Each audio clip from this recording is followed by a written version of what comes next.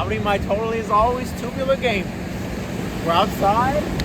I guess we're back with another video. Let's get to it. So Resident Evil, what really needs to be said about Resident Evil at this point? You know Resident Evil, your mom, your dad, your son, your brother, your sister, your grandma, your dog, your cat, your fish, your non-binary family member. We all know Resident Evil. It's one of the most famous video game franchises of all time, spanning 30 games at this point, and today I'm gonna rank them. Yes, I'm going to be ranking every single Resident Evil game from worst to best. I'm going to be looking at all the numbered titles, all of the spin-offs, the remakes, the shitty PvP games. I am looking at everything here. I'm going to be giving each game a little review, seeing which ones are worth playing, which ones are actually worth your time, and seeing which ones should be left for dead. Oh, wrong zombie game. As you can guess, with me covering 30 games, we are going to be here a while, so get the beef jerky, get the Wendy's spicy nuggets, start the car up, start going to bed, keep grinding away at your 9 to 5, however you're going to watch or listen to this video. We are going to be here a while, and I'm a bit of a rambler, but what can I say? I got a lot to talk about when it comes to Resident Evil. This is one of my favorite video game franchises of all time. I love Resident Evil, to the point where I played literally every Resident Evil game. I've spoken on plenty of these games before, and if you've seen all those videos, it might sound pretty familiar what I'm saying here. But before we begin, I do have a few ground rules. First off, outside of remakes, I'm only going to be looking at one version of each of these games, with that usually being the PC version. I'm also not going to be including any mobile games, any pachinko games, or browser-based games. These need to be games that can be played on a console. And then as always, this list is purely based off of my own personal experiences with these games. This video is not sponsored by Capcom in any way. And before we begin, I would love to know what everyone else's favorite Resident Evil games are. So with that, please like, share, comment, subscribe. I got the Patreon and the super links. This video has taken a hell of a lot of work playing all of these games, scripting, editing, audio, etc. I really am just a one-man army here, but you all are letting me live out my dreams, so thank you very much. But with that, I'm sure the question that's on everybody's mind now is, what is the worst of the Resident Evil series? What's at the bottom of the barrel? What's the dookie stuck in the toilet? And so here we have Umbrella Corps. So this one came out in 2016, and I've talked about it a few times on my channel, but this really is like the worst game Capcom has ever put out. They don't put out too many stinkers, but this really is the Cleveland steamer of Capcom games. This is unfortunately just one of those games that has absolutely nothing going for it, especially in current year. So it was released as a tactical shooter with a multiplayer focus. So I guess this was Capcom's response to Siege, maybe Call of Duty at the time, maybe Overwatch. It feels like it was a response to all of the popular shooters in the 2010s, and it really just fails to capture the magic of any of those games. So what is this game even about? Well, it takes place after Resident Evil 6 when Umbrella Corporation finally collapses, and it's about several of Umbrella's competitors sending in special forces to try to get all of Umbrella's research and BOW information. And so it sees you playing as agents trying to get that information. The story's pretty whatever in this game, the world, setting, all of that. I don't think really anybody cares about it for this game because most people don't really care about this game, and that's because the gameplay, it's just not very good. I mean, just look at it. What kind of shooter looks like this? Not only is the point of view just very strange, but it leads to the game feeling incredibly awkward. Might I remind you, this is a tactical shooter. The most important aspect of a tactical shooter is the shooting and the movement and the feel, the general tactility of the shooting. If the shooting is bad in the tactical shooter, well then what's the point? We're already off to a bad start, but this game has more issues than just crummy combat and bad gunplay. Like I mentioned, this was a multiplayer-centric game with a tacked-on single-player mode. All you can play in current year is the single-player mode. This game was pretty much dead on arrival. Like, nobody wanted this pre-release, and nobody's wanted it after it came out. After looking on Steam charts, the game's all-time peak was less than 500 players, and that was literally on release day. Like, nobody's been playing this game. It's long since dead. So I was curious and looked it up. Lord of the Rings Gollum had a higher all-time peak on Steam. Gollum had a higher all-time peak than this game. So I guess Gollum really did win that argument. I'm getting off topic here. What I'm trying to say is that all you can play is this crummy single player, and crummy it is. It is really bad. Basically, they just drop you into the multiplayer maps and give you very basic objectives, what would be, multiplayer objectives, but you're by yourself and you're killing some zombies. So you're defending points, you're capturing areas, you're fighting off the zombies. It is really basic stuff. It's like the most mundane, unimaginative, generic gameplay that you could think of for a shooter. It's as brain dead as the zombies you're killing. There's nothing exciting or engaging, there's no interesting set pieces, the level design is basically not there since it's just multiplayer maps, the shooting is terrible, the presentation isn't very good, and it really just has no business being in the Resident Evil franchise. It's just a truly horrible game all around. I bought it for like $2 or $3 and I want a refund. It really is that awful. It probably goes without saying, but I absolutely do not recommend this game to anybody, not even my worst enemies. When it comes to games, this is like the biggest L Capcom's ever taken, but at least a year later they would release Resident Evil 7, which kind of fixed everything for Resident Evil, and it feels like Capcom as a whole, so let's just forget about this game, yeah? So here we actually have two games, a double creature feature. It's Resident Evil Resistance and Resident Evil Reverse. It really shouldn't come as a surprise that these are the weakest games Capcom have put out in the 2020s and are some of the worst Resident Evil games of them all. So what even are these two games and why are they so bad? Well, they were actually both multiplayer titles, and as we've come to learn throughout the decades, Resident Evil and PvP really just do not go together. Outside of co-op, Resident Evil and multiplayer are not friends. They're not even fuck buddies. They just can't really seem to get it right. And these two games really were no exception. Resident Evil Reverse has actually been shut down entirely, so there's no way to even play this game, and while Resistance is still accessible, good luck finding any matches. There's nothing really here, which is why they're pretty much at the bottom of the barrel. But what even were these games? Well, Resident Evil Resistance was an asymmetrical multiplayer title in the vein of Dead by Daylight, which actually seems like a really good idea for Resident Evil, but it just didn't really catch on. And then Resident Evil Reverse went over about as well as a wet fart. I remember that this one was delayed for quite a while, but when it finally did come out, it was pretty much panned immediately due to a lack of content, aggressive, like really aggressive microtransactions, the worst of any Capcom game, and just not being very fun. And so while it's lame that both of these have been shut down and you can't access them anymore, I don't think we're really missing anything here. But you know what? I can still say that these aren't the worst Resident Evil games ever made. I would rather just look at the menu and the screen telling me that the games are offline and it can't connect to the server rather than playing Umbrella Corps. But as things stand, there's really not much here now. And so here we have Resident Evil Survivor, which originally came out in 2000. This was actually the very first Resident Evil spin-off, and in my opinion, it really is one of the worst. So this game was actually the first release in the Gun Survivor sub-series of Resident Evil, where it's like gun shooters, but you can actually, like move around. You're not just on a track the entire time. So the plot of this game is interesting, I guess. It's not really connected to the other Resident Evils. It sees this helicopter flying over this island known as Sheena Island, but it actually crash lands on it. The pilot gets out and has amnesia. He has no idea where he is and he just wants to get the hell off this island, and that's all I'm going to say for the story, but it is really nothing special. It's generic even for a Resident Evil game, and the gameplay really doesn't fare any better. So this is a light gun game, and if you don't know what a light gun is, well, you're probably pretty young. It's not like Fortnite and there's no Skibbity Toilet Rizzler or anything like that. You would have a physical gun and point it at the screen to aim and shoot, kind of like House of the Dead.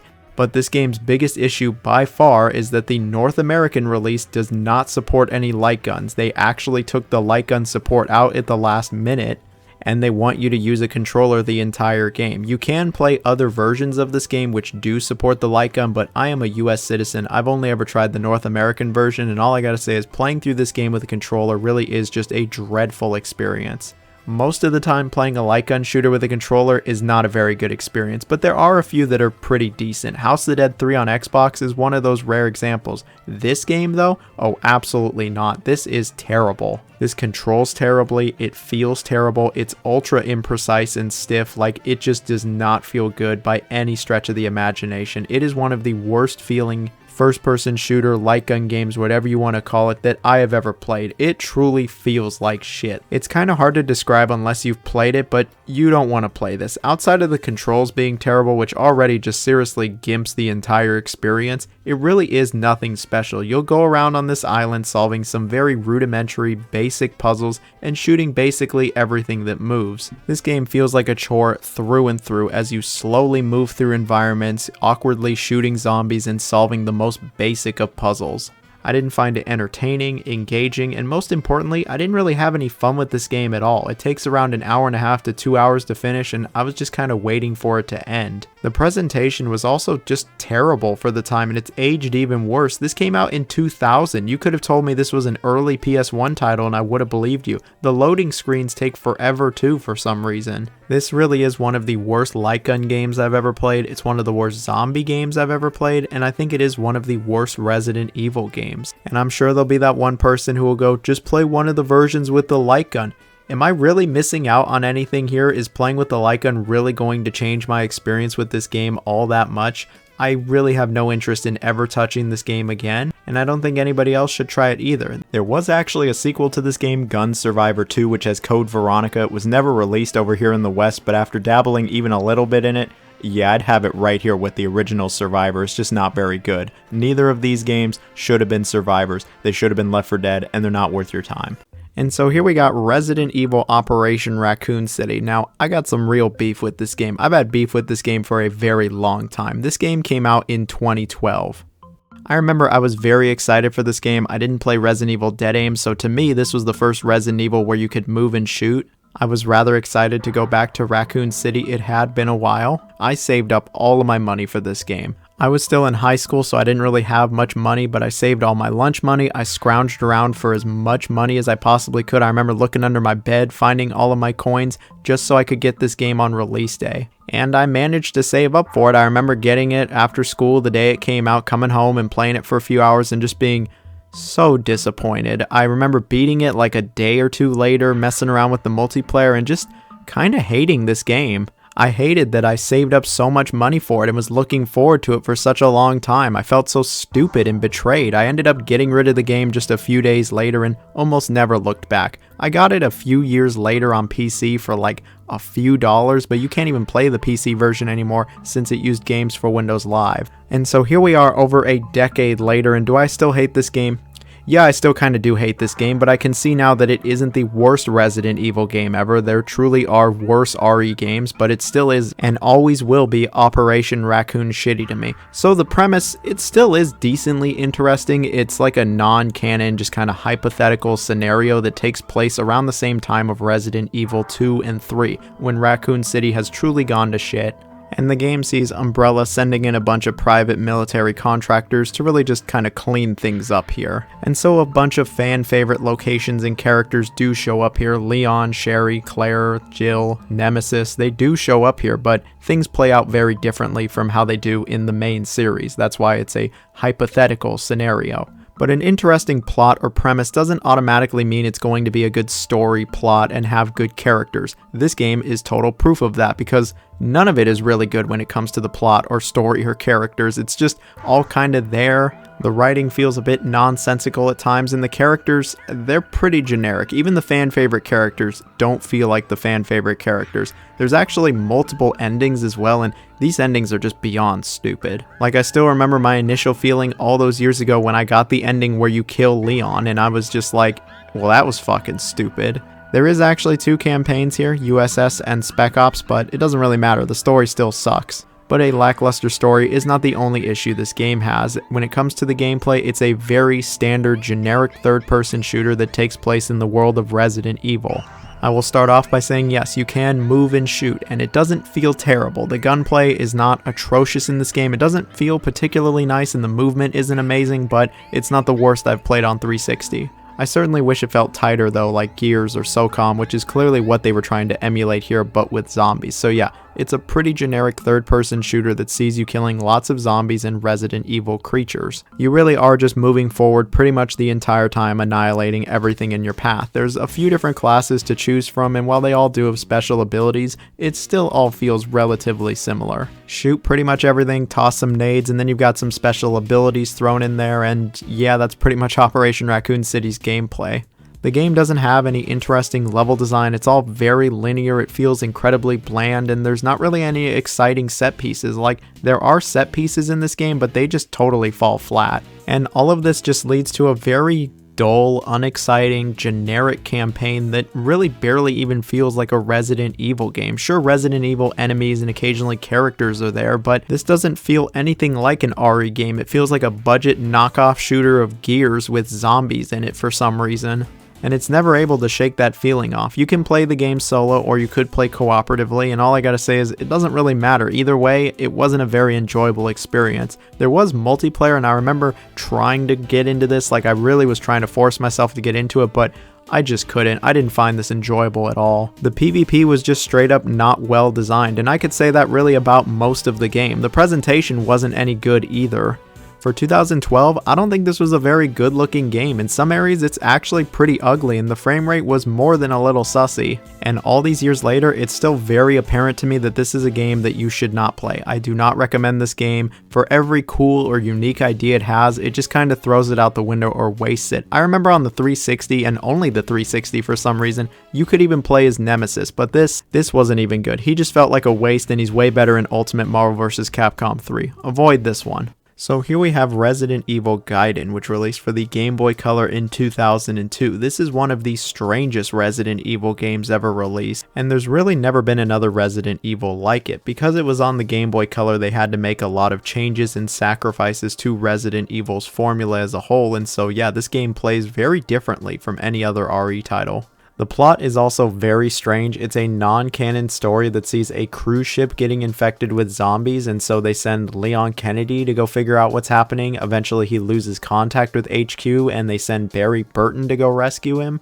Yeah, it honestly sounds like bad fan fiction. The story's really nothing to write home about here, but I guess it is interesting to see that before Revelations there actually was a Resident Evil game that had zombies on a boat. Anyway, back to how this game plays. So yeah, it plays pretty differently from any other Resident Evil. It's played from a top-down perspective where you're exploring around environments, collecting items, and of course fighting off zombies. When it comes to fighting off the zombies, it's really weird. When you run up to an enemy, it goes to like a first-person combat mode with a reticle constantly moving left to right, and then you just shoot. And then hopefully you hit the zombie and you're able to kill it. The combat is very awkward. It just feels incredibly disjointed from the rest of the game. It's like an RPG encounter or something, but you're just shooting a zombie. And I feel like it can really mess with the pacing. When it comes to exploring these environments and getting items and solving very, and I mean very basic puzzles, it really is nothing special. This level design is just kind of there. It doesn't do anything all that exciting, not even for a Game Boy game, and I never found myself having an aha moment or being like, wow, that's a good puzzle, or wow, I didn't expect that. No, it really is all pretty standard stuff here.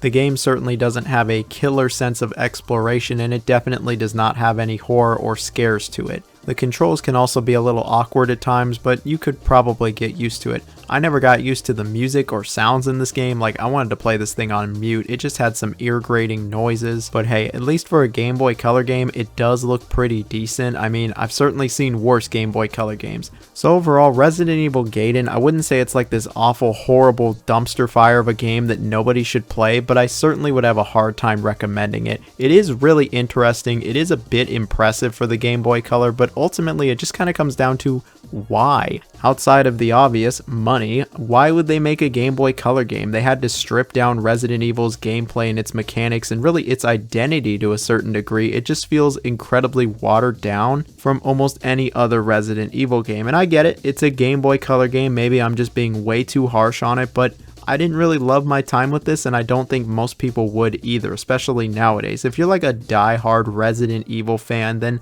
maybe it's worth playing. Otherwise, yeah, you could totally skip it. And so here we have Resident Evil Dead Aim, which released for the PS2 in 2003. This would be the last of the Gun Survivor series, and in my opinion, it's the best one. Even including the Dino Crisis spin-off, this is the only one I really found enjoyable at all. And I found this game, even at its very best, to be just okay. First off, you don't have to use a PS2 controller. You can actually use a light gun with this game. You can even use a USB mouse. So you got plenty of different control options, and when it comes to the controls, it's decent enough in this game. I'm not going to act like it's great. You actually do switch between third and first person here, and it controls okay. The controls are not really a big issue with this game. When it comes to this game's setting and plot, it is pretty generic, even for Resident Evil. It takes place after Resident Evil 2 aboard an Umbrella-owned ocean liner. Yeah, that goes about as well as you'd expect. It becomes infested with zombies, and a special forces agent known as Bruce is sent in to investigate what happened, and to hopefully use this information to take down Umbrella. The story, yeah, it's pretty generic. Nothing really happens here. It doesn't do anything you haven't seen before in a Resident Evil game,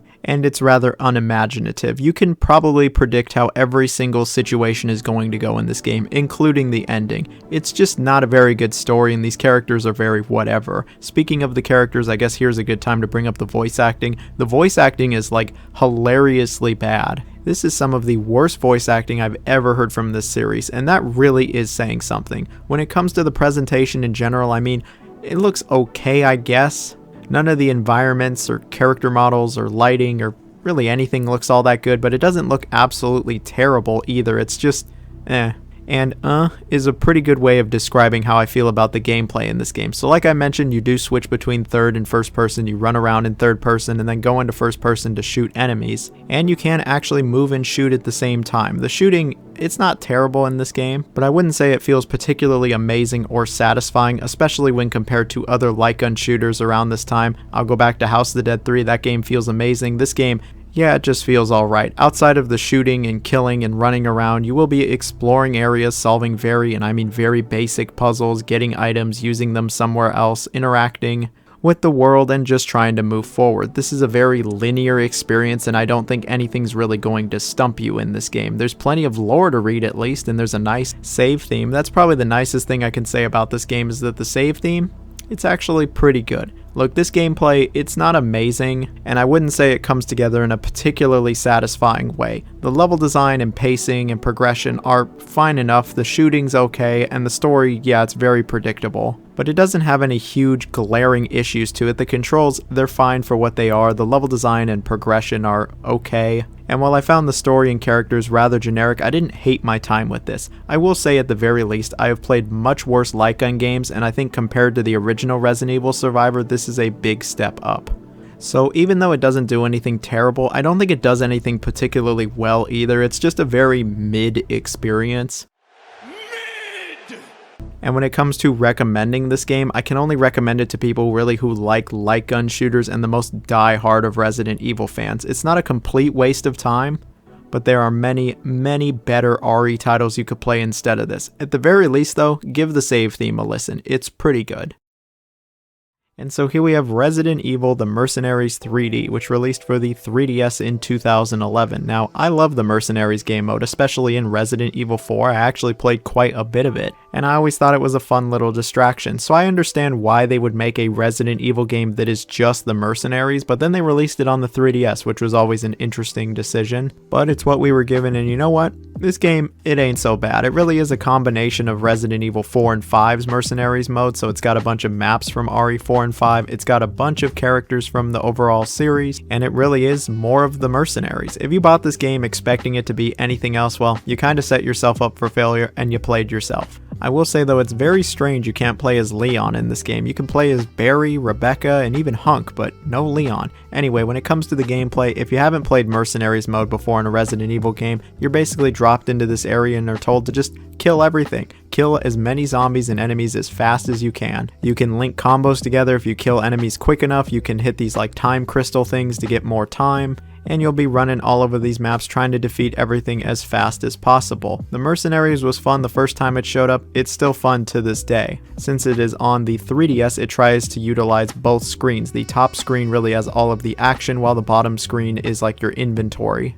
And it works well enough. Each of the characters even have their own special abilities, and you can get skill points for them, but honestly, this really doesn't change the gameplay all that much. It is just the Mercenaries at the end of the day, and while I think this game is fun, especially in short bursts, there's a reason the Mercenaries was only a special little game mode thrown in as a bonus rather than being its own game. It's pretty limited when it comes to the variety, content, and just the general appeal of the game. If you've never liked the Mercenaries game mode, then you're gonna hate this game because that's all it is. But even as somebody who does like the game mode, yeah, there isn't a lot to this game. You play all of the maps once or twice, you try out all of the characters, and that's pretty much it. At most, you'll have a few hours of fun, and then you'll probably move on to another better RE title. At least when it comes to the presentation, yeah, this is a good looking 3DS game.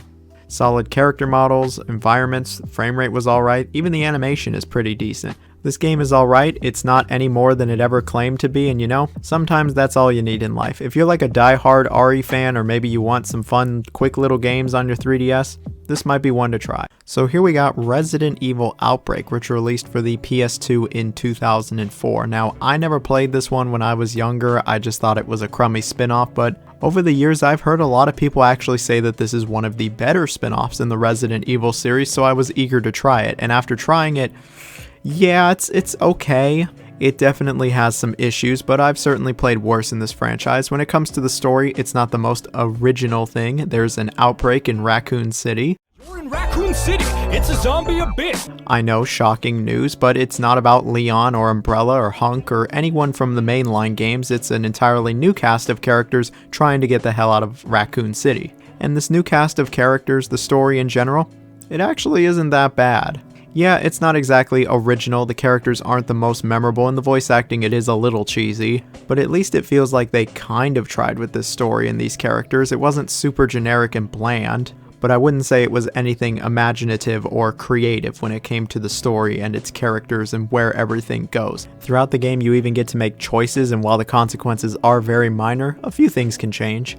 But it certainly could have been worse. When it comes to actually playing this game, you gotta realize that Resident Evil Outbreak was a multiplayer focused title, but I'm not talking about PvP or you going up against the other players. No, you were all supposed to work together to get through these levels and eventually escape Raccoon City. It would be you and 2 other players, but if you play this game in single player, you have 2 AI joining you. This was a PS2 game, so yeah, it doesn't exactly go online. Capcom actually shut the servers down just a few years after this came out, so I've only ever tried this game in single player, and that's all I ever plan to try it in. Interestingly enough, in these levels you also do have a timer. You're actually infected with the T-virus, and you're constantly getting closer to zombification. And if you get attacked by enemies, it just goes up even faster, and so you can actually do hella good in this game, but if you're taking too long to get through these levels, your ass is grass. When it comes to the actual moment-to-moment gameplay though, it is a classic survival horror game, complete with fixed camera angles, tank controls, and item management. I would say it's most comparable to the Resident Evil remake or Resident Evil 0 versus the PS1 titles. It was some of the last original survival horror gameplay that you could get from this series, and it certainly was starting to show its age. With it being, you know, a multiplayer title, you can't really pause the game either. You'll open up your inventory to do something and the zombies are still walking around and they can still wreck your shit.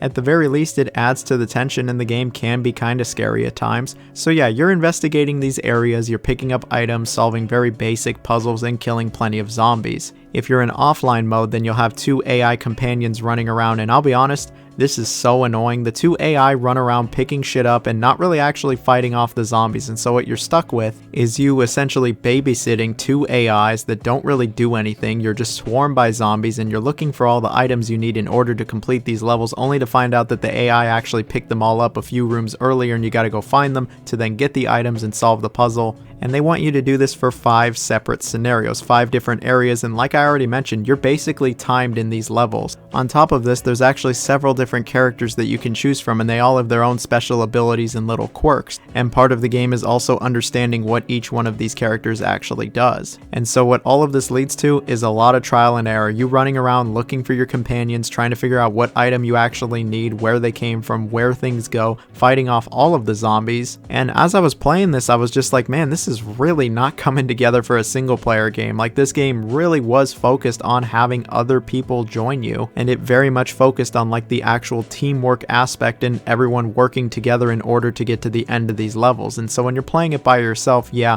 it's just not that enjoyable of an experience. I'm not going to act like it was absolutely terrible, and once I got used to the AI just running all over the place and taking everything, I was able to get through the game, but I wouldn't say it was exactly the most enjoyable. At least from a presentation standpoint, the game was actually pretty decent for the time. The other thing that is worth mentioning is the level design is decent. There's even some good set pieces here. Like when there's just this giant wall of zombies and you're trying to assemble the bomb, this is actually memorable. This is decent. The game needed more of this. Like, I can see the potential of this game as I was playing it. I can see why some people look back fondly and go, oh yeah, I played it with my buddies. It was a really great time. There's really not any other games like it, especially not for the 2000s. So at the very least, it was very unique. You can actually play the game without AI companions, but they want you to beat the game on the hard difficulty first. Then you unlock this mode known as Lone Wolf, where you are by yourself. And I imagine this game, it's probably better if you were just by yourself, but I struggled as it is to even get through this game, so you're not going to catch me trying this.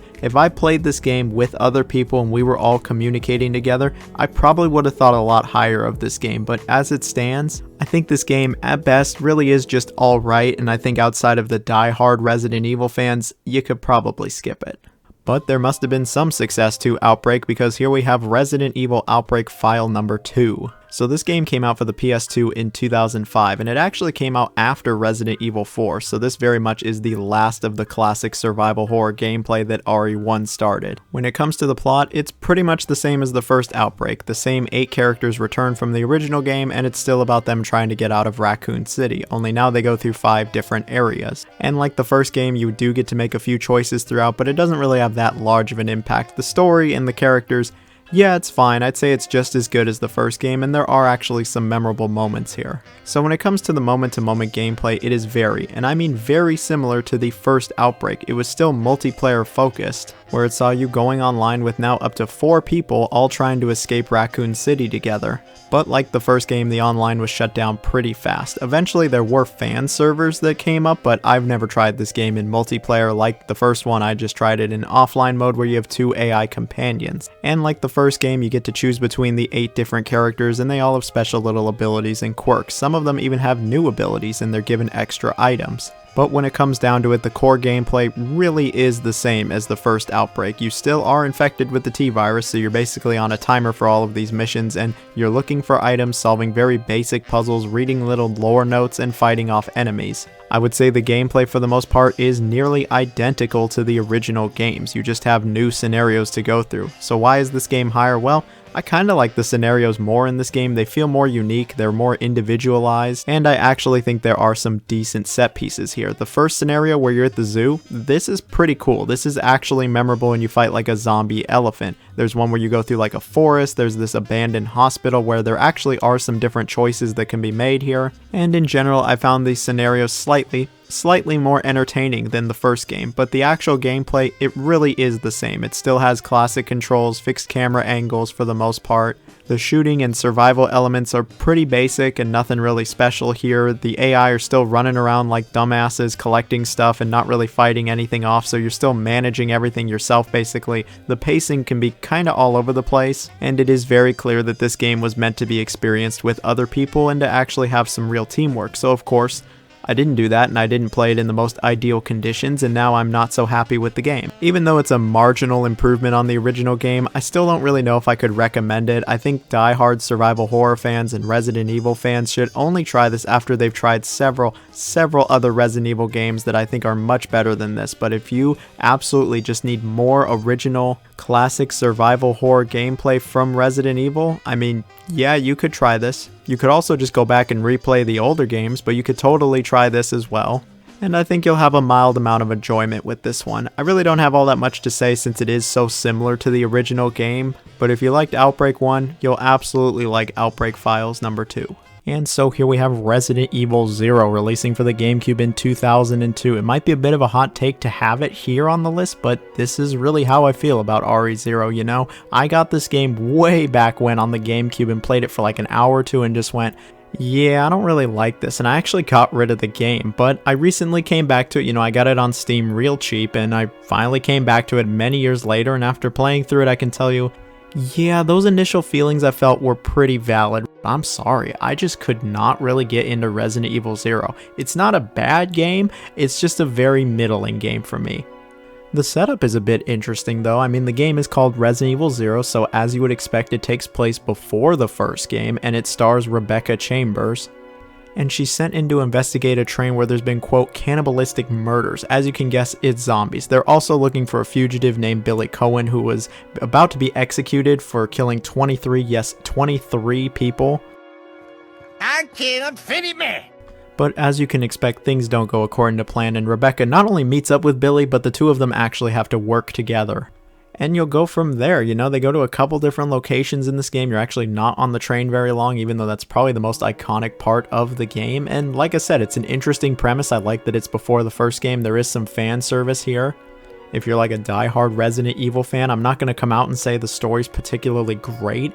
I've heard plenty of people call the story just meaningless, and you know, in the grand scheme of Resident Evil relative to all the other Resident Evil games, yeah, the story is pretty much meaningless in this game. Billy's really never spoken of again. And I think we all know what happens to Rebecca, but I mean, that's what happens when you make a prequel. I'm not going to say the story's bad, but it's just very okay.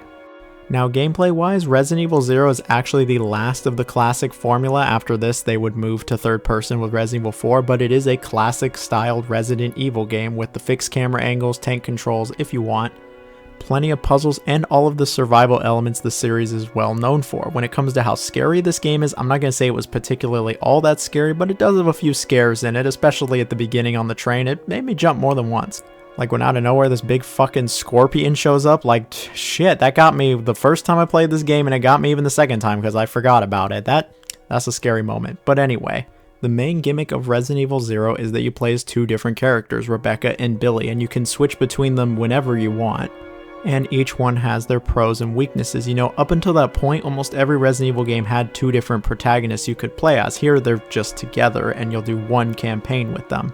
And unfortunately, in my opinion, this idea isn't executed all that well, and a lot of the game revolves around this idea, whether it's the puzzles, the level design, and just some of the mechanics presented in the game. You know, there isn't two human players playing this game. It is not a multiplayer game. You can control both of the characters at the same time using the right stick, but I usually just let the AI kind of do its own thing. But it really goes to show that this old style of Resident Evil gameplay doesn't really fit with two characters. Methods and strategies that would work just fine in any other RE game, like running past the zombies to save ammunition, aren't going to work here because one of the characters is going to get stuck. And then just basically all of the puzzles are centered around there being two people, whether you're giving items to another character one at a time in a very slow method, or you have to do something as one character to unlock something for another character and vice versa. All of the puzzles center around there being two different characters, and it just isn't fun. It's not thoughtful, it's not engaging, it's not exactly original after like the first puzzle. It's just not fun to do these puzzles. These are like my least favorite puzzles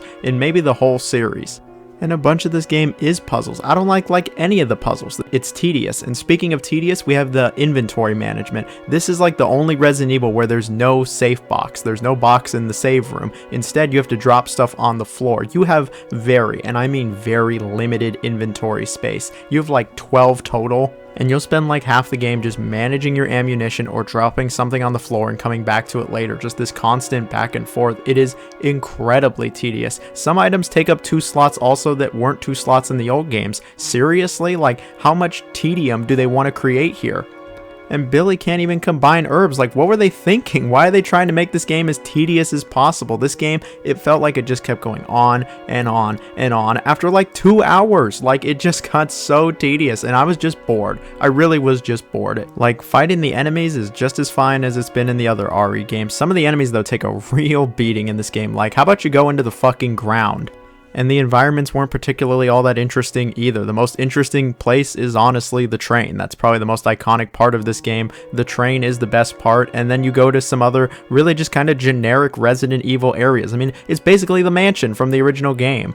At least the environments look really good. Honestly, the biggest praise I can give RE0 is the presentation. It looks fantastic. It looked amazing for the time. It looks great nowadays with superb character models, excellent background, smooth frame rate. It's high marks for the presentation. Unfortunately, everything else, yeah, it's pretty middling to bad. Like, this game just did not really interest me. I thought it was very dull very quickly. And it's a shame because I really did want to like it, but the item management, all of the puzzles that involve both characters, really just the whole switching characters mechanic, I just don't really like it. It kind of cripples the whole game and its design, in my opinion. And maybe this game really just isn't for me. I've heard people say it's underrated and one of their all-time favorites, but that is just absolutely not me. I just had a really hard time getting anywhere in this game. I thought it was just incredibly dull, and it felt like a chore pretty much from the beginning on. Maybe this really is one of my super ultra spicy hot takes, but I really just didn't care for RE0, and I can't really recommend the game unless you're a hardcore RE fan, and even then I'd still say you probably should just skip it. The game is incredibly inconsequential and really doesn't mean anything in the long run. And here we have Resident Evil 6 releasing in 2012. Now, I know that this is probably one of the most hated games in the entire franchise, but I don't know, I always kind of liked RE6 a little bit. Call it a guilty pleasure, call it a hot take, but Resident Evil 6 I don't think is that bad.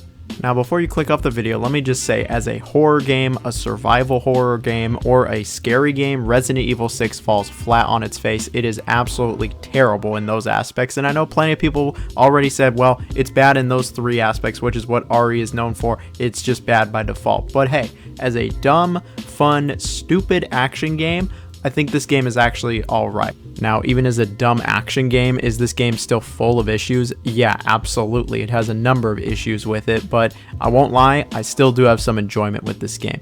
Now, when it comes to the story, it takes place after RE5. It stars 4 different characters, each with their own companion. Well, besides Ada, there's Leon, Chris, and Jake. And each one of them has their own separate story. They do cross over with each other at certain points since all 3 of these stories are going at the same time, and I think that's kind of cool, but the stories themselves, I'll be the first to admit, Resident Evil 6 is like the stupidest story in like the entire series, and that really is saying something for RE. Like, the story is just dumb as shit here, with a terrible antagonist, stupid plot twists, nonsensical motivations, and Chris and Leon fighting each other for a very funny reason. The plot is just bad. There's really no other way to put it, and at this point I'd say it's probably best to just skip past the cutscenes. But when it comes to playing this game, it is very much a third-person shooter, much more than RE5 ever was. You can move and shoot, a first for the main series. And you can actually jump all over the place. You can dive back, dive forward, to the left, right, you can roll around. There's actually quite a bit of movement in this game, and the shooting, you know, it actually does feel kind of nice. It's actually kind of fun. It's satisfying, and the enemies react when you just blow them away with your bullets. Like, if you shoot one of them with a shotgun, they'll go flying, and yeah, it's satisfying. Now, when it comes to survival aspects, you know, there's a tiny, and I really do mean tiny, amount of item management. Really, it's just combining herbs. There's nothing really here, and there's really no puzzles in the game either. Ada's campaign has a few, but they're very short and forgettable.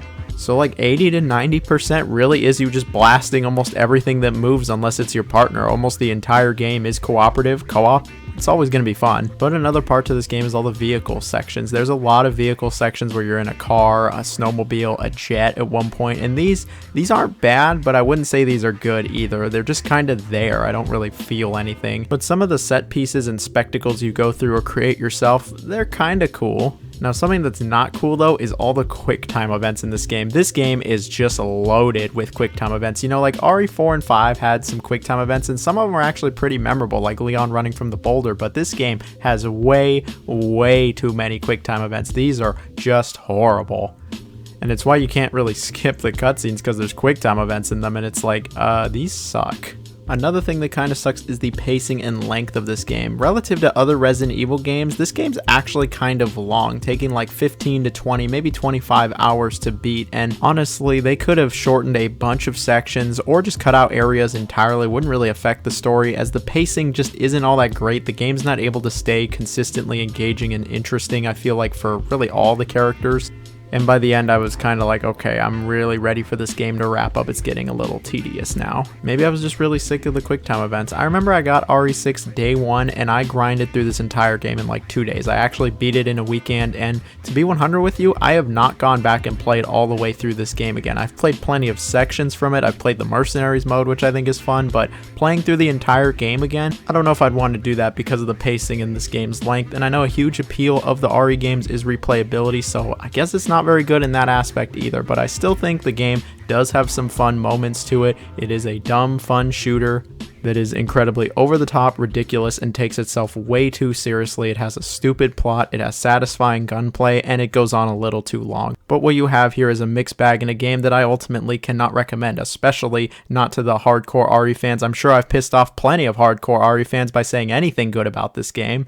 But if it makes you feel any better, look where it's placed on the list. I mean, we can only go up from here, so let's move on. So here we have Resident Evil The Umbrella Chronicles, which initially released for the Wii in 2007. So a few years after the Gun Survivor series finished up, they'd go back to rail shooters with the Umbrella Chronicles. This game though has a very interesting premise. It's actually all about Umbrella, and it's from their point of view. The game is actually narrated by Albert Wesker, you know, like the main series antagonist, and I gotta say it's kind of weird to hear him talk so much, but the game is essentially a retelling of Resident Evil 0, the Resident Evil Remake, and Resident Evil 3, but now as a rail shooter. The game even throws in some new extra material after everything that, yeah, is pretty cool. I think the story is nice. I think these are good retellings, and I think it's very interesting to hear it from a different point of view than what we're used to. Sure, it's nothing all that new, and it's not exactly the most imaginative, but I think the story and the characters and all that, it was more than fine. When it comes to the actual gameplay, yeah, this is a rail shooter. Since it was on the Wii,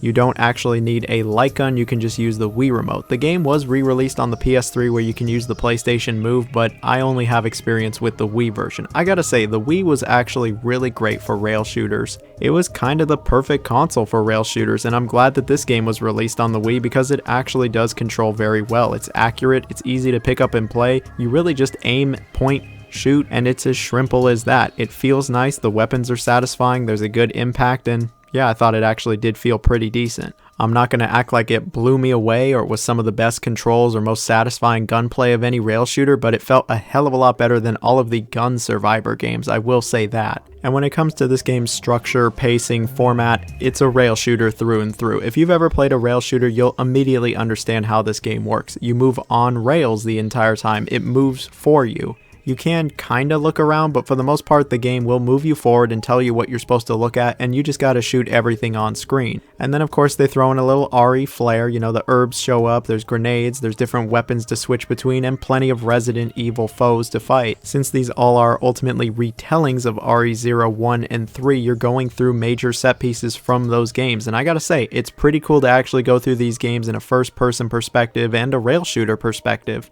It's great when you recognize areas and events from the older games now recreated, recontextualized as a rail shooter. The RE3 section low-key is better of a remake than the actual Resident Evil 3 remake is. This time the giant worm actually does show up, but they really messed up my boy Carlos, like he's just completely off. But generally I think these are pretty good retellings, and this is a fun little rail shooter. I'm not going to act like it has the most deep or advanced gameplay and it doesn't have the very best level design of a rail shooter, but yeah, it's a fun time. The game can be played cooperatively, but you actually have to unlock co-op mode, which I never really liked. I wish we could just play co-op from the very start. I'd love to play through all of these missions with a buddy, but it is what it is. At least graphically for the Wii, I think this is a pretty good game. I'm not going to act like it blows the roof off, especially for 2007, but you got to remember this was a Wii game. There's usually a decent amount of zombies on screen, and I think it looks fine enough. The game's got a decent length to it for a rail shooter, but I wouldn't say it's exactly the most replayable. I've never had like a burning desire to go back to Umbrella Chronicles, but I still think this is a good game overall. At the very least, I think it is one of the better rail shooters for the Wii. The game has no modern re-release. Like I said, it was released on the PS3, but that was the last time it was released. If you want to play this game nowadays, you're going to have to dust off the Wii or the PS3 and the Move controllers, or play it on an emulator. And that's a bit of a shame. I think the game should be re-released on the Switch. I think on the Switch this game would actually do pretty well, especially if it's paired with a certain second game. And at the end of the day, it is actually worth playing. This is not only a good rail shooter, but it's a good Resident Evil game. It's one of the very best spin-offs. And here we have Resident Evil The Darkside Chronicles, which released initially for the Wii in 2009. So this game very much is the follow-up to the Umbrella Chronicles. However, it has a pretty different story. Part of the story is a retelling of Resident Evil 2 and Code Veronica, but there's actually some new stuff in there that takes place between Resident Evil 2 and 4, and it really actually does put a light on Leon and Krauser's relationship, and this is actually pretty cool. The story is pretty awesome in this game. The retellings of 2 and Code Veronica are good, but all this new stuff, I find it just incredibly interesting, and the Resident Evil 4 remake actually straight up references Darkside Chronicles, and so it's like, yeah, the story, it's pretty good in this game, the characters are good, and if you're someone who loves the main series, and you love all the characters and lore and backstory, I think you're really going to enjoy this game's story. There's a ton of fan service, and I just think it's really good overall. Especially for a rail shooter. How many rail shooters actually have like even a real story to them? This game though, it's got some good shit. Even if you aren't a fan of rail shooters, the cutscenes alone make this game worth playing. But when it comes to actually playing the game, it is very similar to the Umbrella Chronicles. It is a rail shooter where you move, on rails and you're shooting basically everything that moves. You can now switch between weapons, like whenever you want. You can actually save the herbs instead of using them instantly, and the game just feels a lot better in general. The shooting feels really great, it controls well, it's satisfying for the most part, and it's just really easy to pick up and shoot. The gunplay, it's nothing short of awesome, and then you go through plenty of awesome set pieces. I mean, them recreating 2 in Code Veronica is really great, and it's always really great to see somewhat different interpretations of these older games, especially Code Veronica, since we actually still don't have a remake of Code Veronica. Hopefully that changes soon enough in the future. Right now, this is the closest thing we have to a remake. But what I'm trying to say is that there's some really great set pieces here. The levels are memorable. You're going to have a lot of fun. You're going to blast the shit out of everything. And yeah, it actually feels pretty nice. There's even some rather basic puzzles that show up. And you know what? At least it gives this game some variety. Not that it really needed it. I mean, it's a rail shooter. You know what you're getting into with a game like this. But the most important thing about this game is that I actually had fun with it. Way more fun than I ever expected. Like, I thought maybe I'd have a little bit of fun. I thought Umbrella Chronicles was cool. But this game, no. This game is awesome. It really is one of the best rail shooters of all of the 2000s, and I just had a total blast. The presentation is also pretty decent for it. Again, for a Wii title in 09, yeah, I think it looks good. On the PS3 it probably looks a little better, but that original release, yeah, it was good. Overall, this really actually is a very good game. I very much recommend it to anybody that likes rail shooters or Resident Evil. I really do think that this is the best of the Resident Evil spin-offs. And here we have RE5 releasing in 2009. I'm sure some people aren't going to like where I have this game placed on the list, and even I'm a little conflicted. I've played through this game like 2 or 3 times now, but every time I've played through it, I've always thought this game was just alright. So RE5 might be a sequel to Resident Evil 4, but it feels like it plays off RE1 more than anything else, and it sees Chris going to Africa and meeting up with new partner Sheva to take on a terrorist threat, and some familiar faces might show up here. The story of Resident Evil 5, it's alright, it's not great. This game was really when RE's story just started getting really ridiculous, where it's in over its head, it's just all over the place, and at times a bit nonsensical. I don't know, I just kind of liked how the other games were a little bit more straightforward. This one is not as straightforward, but I think the story is still okay. But it's certainly not winning any awards, and neither is this game if it's a horror game. Resident Evil 5 honestly is as scary as Resident Evil 6. It's not scary. I don't think I've ever been scared by this game in the many times I've played through it, but I've also played through this game cooperatively most of the time, and it's pretty hard to get scared in that setting. Now, speaking of cooperative gameplay, you can play through the entire game in co-op. Someone's Chris, someone's Sheva. You can actually have 2 human players, which is nice, and if you're by yourself, you'll be Chris with Sheva being controlled by the AI. And I'll be real, the AI, it's terrible in this game. If you're going to play this game at all, play it in co-op. It was designed around co-op, and unlike RE0, it's designed well around the co-op in 2 characters. I think that the 2 character structure is fine for this game. It does have some 2 character puzzles, and these have me rolling my eyes. They're about as unoriginal as they were in RE0, but they're not the focus here. There's not many puzzles here. Most of the game has you moving through very linear levels where you shoot just about everything that moves. It really does feel like a shooting gallery here. The gunplay is decent. It's the same as RE4's, which was good, so it's good here. The game certainly has a, shall we say, interesting enemy roster. There are some really ugly monsters you blow up in this game, and there's plenty of sections where you're not just shooting stuff. There's actually some vehicle sections and turret-related activities, and these, I'll be real, I just don't really feel anything. They're not bad, but they're certainly not good.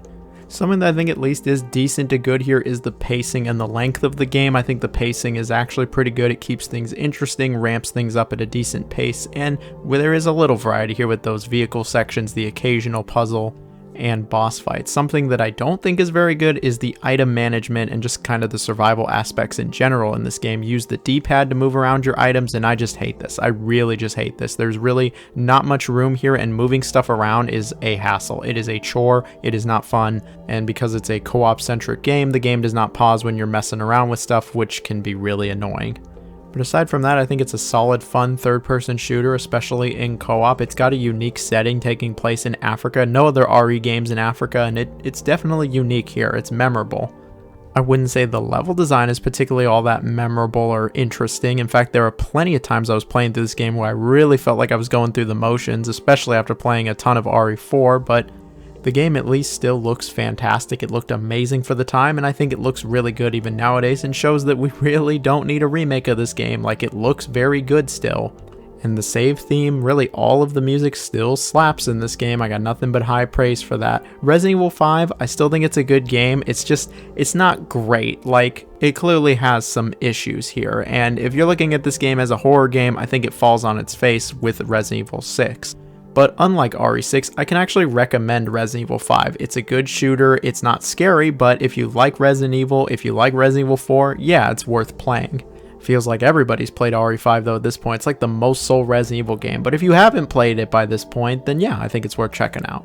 And so here we have the Resident Evil 3 remake releasing initially in 2020. Now, I know over the years that this game has gotten a bit of a bad rap, but I still do think that it is a good game, even if I do prefer the original. Yeah, it's not the best remake, it's not the most faithful, and it does have a number of issues, but I still found the game to be mostly enjoyable. I remember being pretty excited to see that Resident Evil 3 was getting remade, and I still am glad that this remake exists so that there is a more modern alternative for people, but this certainly isn't a replacement of that original game. When it comes to the story, it is pretty much identical to the original game though. The game really is all about Jill Valentine just trying to get the hell out of Raccoon City any way that she possibly can, but of course the Nemesis is here to stop her. Obviously there are a few other characters that get involved here, but this is one of the more basic stories in the Resident Evil series, and I still think it's pretty good all these years later. I think Jill is still a really likable protagonist you're rooting for the entire time. You want to see her escape the city, and Nemesis, she's one of the most badass women of any video game, and I think the remake does a really good job at portraying her. I will say, when it comes to the other characters and really the story in general, the pacing just feels kinda off in this game. I feel like everything's just kind of rushed. I feel like events and moments aren't really given time to breathe, and it just kind of moves on from one scene to the next a little too quickly. I think the best example I can give is with Nemesis himself. You know, he shows up, he's this hulking monstrosity, he scares the shit out of Jill, and he stalks you for a little bit. And obviously he's in his first form here, but I feel like there just isn't enough time that he's in his first initial form, you know, the really iconic design. Very quickly he moves to his second form, and everything just moves a little too fast for my liking, and this is an issue that carries over to the actual game itself, but it's very noticeable with the story, and I feel like things could have been fleshed out just a little bit more. And I'm not just saying this because this is a remake and the original game fleshed things out more, but even if you look at this game individually and don't compare it to the remake, it still feels a bit rushed. Overall, I think the story and characters and all of that is fine, but it's not great, and there's certainly been a lot better in this series. But you know what is great? This game's presentation. All these years later, this is still a fantastic looking video game. The character models look exceptional, the environments are really well detailed, the lighting is on point, and the game actually ran pretty well. When it comes to like the voice acting and the music, I also think it was pretty decent here as well. It's certainly better than what the original had, that's for sure. Okay, maybe not the save theme, but the rest of it, oh, absolutely. So when it comes to the actual moment-to-moment gameplay, it is very similar to the Resident Evil 2 remake, but that really shouldn't surprise anybody since the original Resident Evil 3 was very similar to the original Resident Evil 2. The game is a very linear survival horror third-person shooter with a heavy emphasis on action. While there are some horror elements here and there, and the game certainly got a jump or two out of me, I would say that this is the least scary of all the modern Resident Evil games. It really hones in and focuses on the action here. The game is a lot faster paced, and it really just kind of throws you into the thick of things, as opposed to Resident Evil 1 and 2 where they really slowly built things up. Here, no, Nemesis shows up within the first 30 minutes of the game, and he can absolutely stomp a mud hole in you, especially if you're not careful.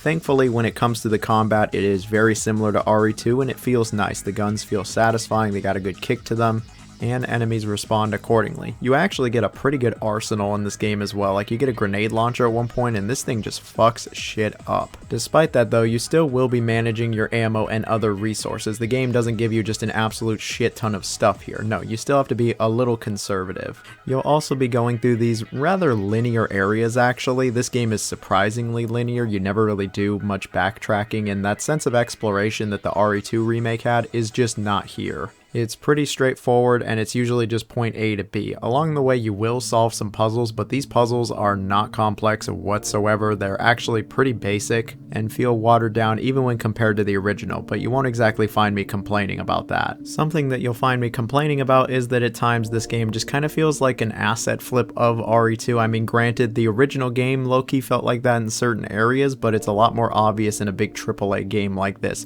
For instance, you go back to the police station from RE2, and there's just a lot of reused assets, environments, and elements from the RE2 remake. And at times it can be a bit distracting, at least in my opinion. Something I did enjoy was this game's set pieces. There are a fair amount of them, and most of the set pieces involve Nemesis, and yeah, these are scripted unlike the original, but at least they did a good job at making some spectacles here, and they give Nemesis plenty of great moments. Like, he does feel like the monstrosity from the original game. But I will put it out there that in terms of gameplay, Mr. X is definitely more threatening than Nemesis, which is probably not how it's supposed to be, but at least they didn't totally fuck up Nemesis. Something they totally fucked up was the clock tower section by just not including it. Yeah, they just completely omitted an area from the original game. It's not here, and there's really nothing to replace it, and maybe that's why the game feels a bit shorter, or why the story feels a bit more rushed. Instead, we get a boss fight, and yeah, it's a cool boss fight, but I think it all goes just a bit too fast. I feel like this game in general just goes by too fast. It feels like it blows its load way too early. There's not enough of Nemesis, especially in his human form, and I'd say that the first half of the game is better than the second half. I've alluded to it a few times, but this is easily the shortest of the mainline Resident Evil games, taking around 4.5 to 5 hours, and it's nowhere near as replayable as any of the other ones, especially the original, since there's no choices to be made, and this further contributes to the whole rushed factor. At the end of the day, I would still recommend Resident Evil 3, especially if you like this series or survival horror games, but it's not going to blow you away by any means. I think the game is just alright. And here we have Resident Evil Revelations, originally releasing for the 3DS in 2012, but it was eventually re-released onto all modern platforms. Now, RE Revelations is a solid game, and I remember when it came out, barely anybody talked about it. See, it came out right before Operation Raccoon City and RE6, and those games had all the focus, all the hype. Barely anybody was talking about the little 3DS game. Well, hey, the little 3DS game that eventually got ported to home consoles is actually way better than both of those games I just mentioned. And it's still a solid survival horror game that doesn't try to reinvent the wheel or really do anything all that imaginative or innovative, but is still a good time with some scares in it. The game takes place on this boat. The entire game does take place on a boat. But this isn't some fucking little dinghy. This is an actual cruise ship. It's a giant abandoned cruise ship, and it's about Chris and Jill going in to investigate. Investigate what? Everyone's favorite BOWs, terrorist activity, Umbrella, you name it. It's about them coming in and investigating. Now, with the story taking place between RE4 and 5, they couldn't exactly do a lot with it, but I still think with what they had, the story is fine enough. It's serviceable. I wouldn't say it's great or expertly written, and the characters aren't amazing. Chris is not a 10 out of 10 hunk of a man, but at least he's not punching boulders this time. The story is fine for what it is. When it comes to the gameplay, it is much more actually in line with the older RE games. It is still set from a third-person perspective, but it emphasizes survival, evading enemies, and really exploration over the combat. And I'd really say that's what a majority of the gameplay is. You're exploring this ship. You're usually trying to get somewhere, and you need an item or two or three, sometimes more, to get to said area. And along the way, you'll come across various challenges, whether it's puzzles, which there's actually quite a bit of in this game, or one of the many enemies you'll have to take out. When it comes to the gunplay and the combat in general, I think it's decent enough. It doesn't feel as good as RE4 or 5's, but it's still okay. At least when it comes to the survival mechanics, I think it is pretty decent. You will have to do some resource management here, and they don't just bombard you with healing items and ammunition. I wouldn't say this game is particularly all that hard, but they don't just totally bombard you like, say, RE5 and 6. And when it comes to the puzzles, I wouldn't say anything here is all that special. It's nothing you haven't seen before, but there's a few decent enough ones here. At least it's not a bunch of cooperative-based ones. I was getting real sick at the time of all the cooperative-based puzzles from this series. It is very much a single-player campaign, but this game actually did have multiplayer. There was this mode called Raid Mode where 1 or 2 players would fight their way out of a selection of altered scenarios from that single-player campaign, and usually they'd throw in a bunch of enemies that weren't originally there and tell you to take them all out. You know, it's not the furthest away from, say, Mercenaries, but it was still cool to have, and it was cool that there was still a little bit of multiplayer here. The 3DS version even had like Street Pass functionality, which is cool. Unfortunately, yeah, the 3DS doesn't exactly go online these days, but it was cool for the time, that's for sure. Now, I know explaining RE Revelations this way in a video talking about a bunch of other Resident Evil games might make Revelations sound a little generic, and it is a bit generic, but something I think this game gets right is the atmosphere. I think it actually does capture a good atmosphere with the boat. I like the aesthetic, I like the setting, and I think it's what carries this game from being just kind of like okay to like actually pretty alright. Is it one of the very best Resident Evil experiences you could have? Is it one of the best survival horror games of the last 10-15 years? No, absolutely not. But what you have here is a decent little survival horror game that I think fans of Resident Evil will like. Sure, it's not going to rock your cock off, with its presentation or anything since it was a 3DS game, or its puzzles or its exploration, but I think the setting, the atmosphere, that I really have no problem recommending it, especially because it's so cheap nowadays. I always see this game for like a couple bucks. Like with that price, if you have any interest in it, just check it out. And here we have Resident Evil Revelations 2 releasing in 2015. Now, Revelations 2 had a bit of a funny, interesting, weird release. Coming out in 2015 after Operation Raccoon City and RE6, people just kind of had no idea what was happening to Resident Evil, as it seemed like it had really left its horror roots. But here comes Revelations 2, a sequel to the 3DS game that was apparently going to be more like the older games and more horror focused, and it was releasing episodically. Yeah, this game released episodically, and I remember I was actually there day one for each episode. They released a week apart, a week apart, which I thought was weird. But I was there every Tuesday for a few weeks checking out the latest episode of Revelations 2. And after playing through the whole game and coming back to it and trying it again for a little bit, does Revelations 2 hold up? Yeah, I think it still holds up. Does it reinvent the wheel and do something crazy, imaginative, or innovative for RE? No, it does not.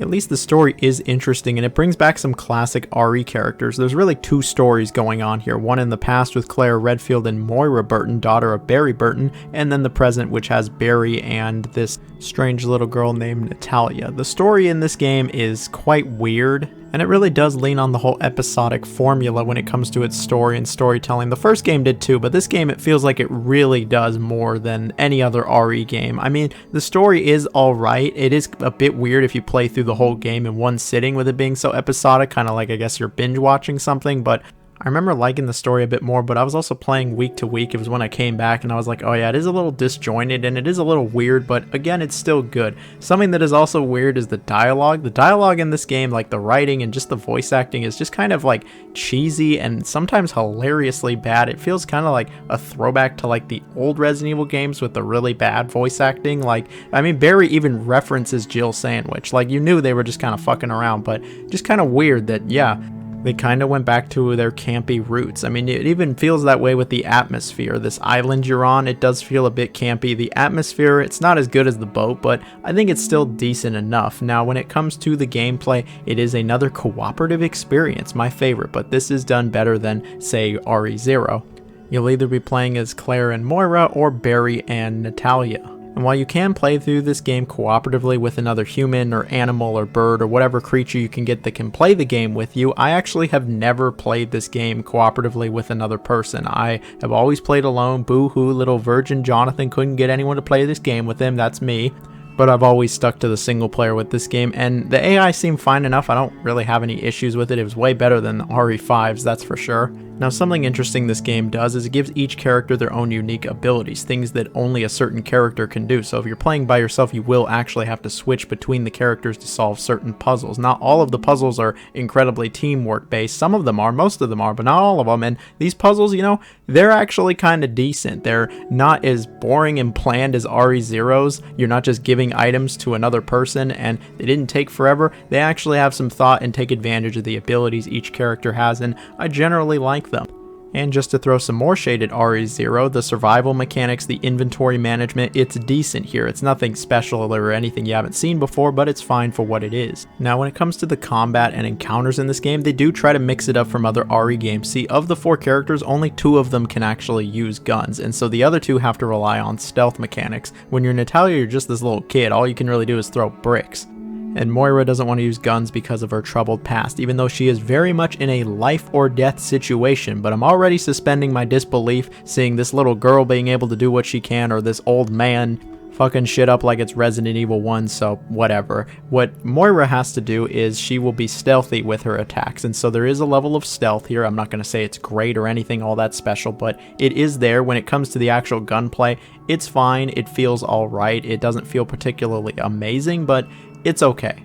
It very much feels like the first Revelations. I'm not going to say though this game is particularly exciting with like its enemy roster or its encounters. I mean, if you've played really any Resident Evil game, you're going to feel kind of at home here, and that's one of this game's drawbacks is it doesn't do anything all that interesting. The level design, the enemy encounters, it's all alright. The puzzles are alright, you know, they do a few interesting things with the different characters, but I wouldn't say it's anything great. It's not bad. It's definitely not bad, but it's just okay.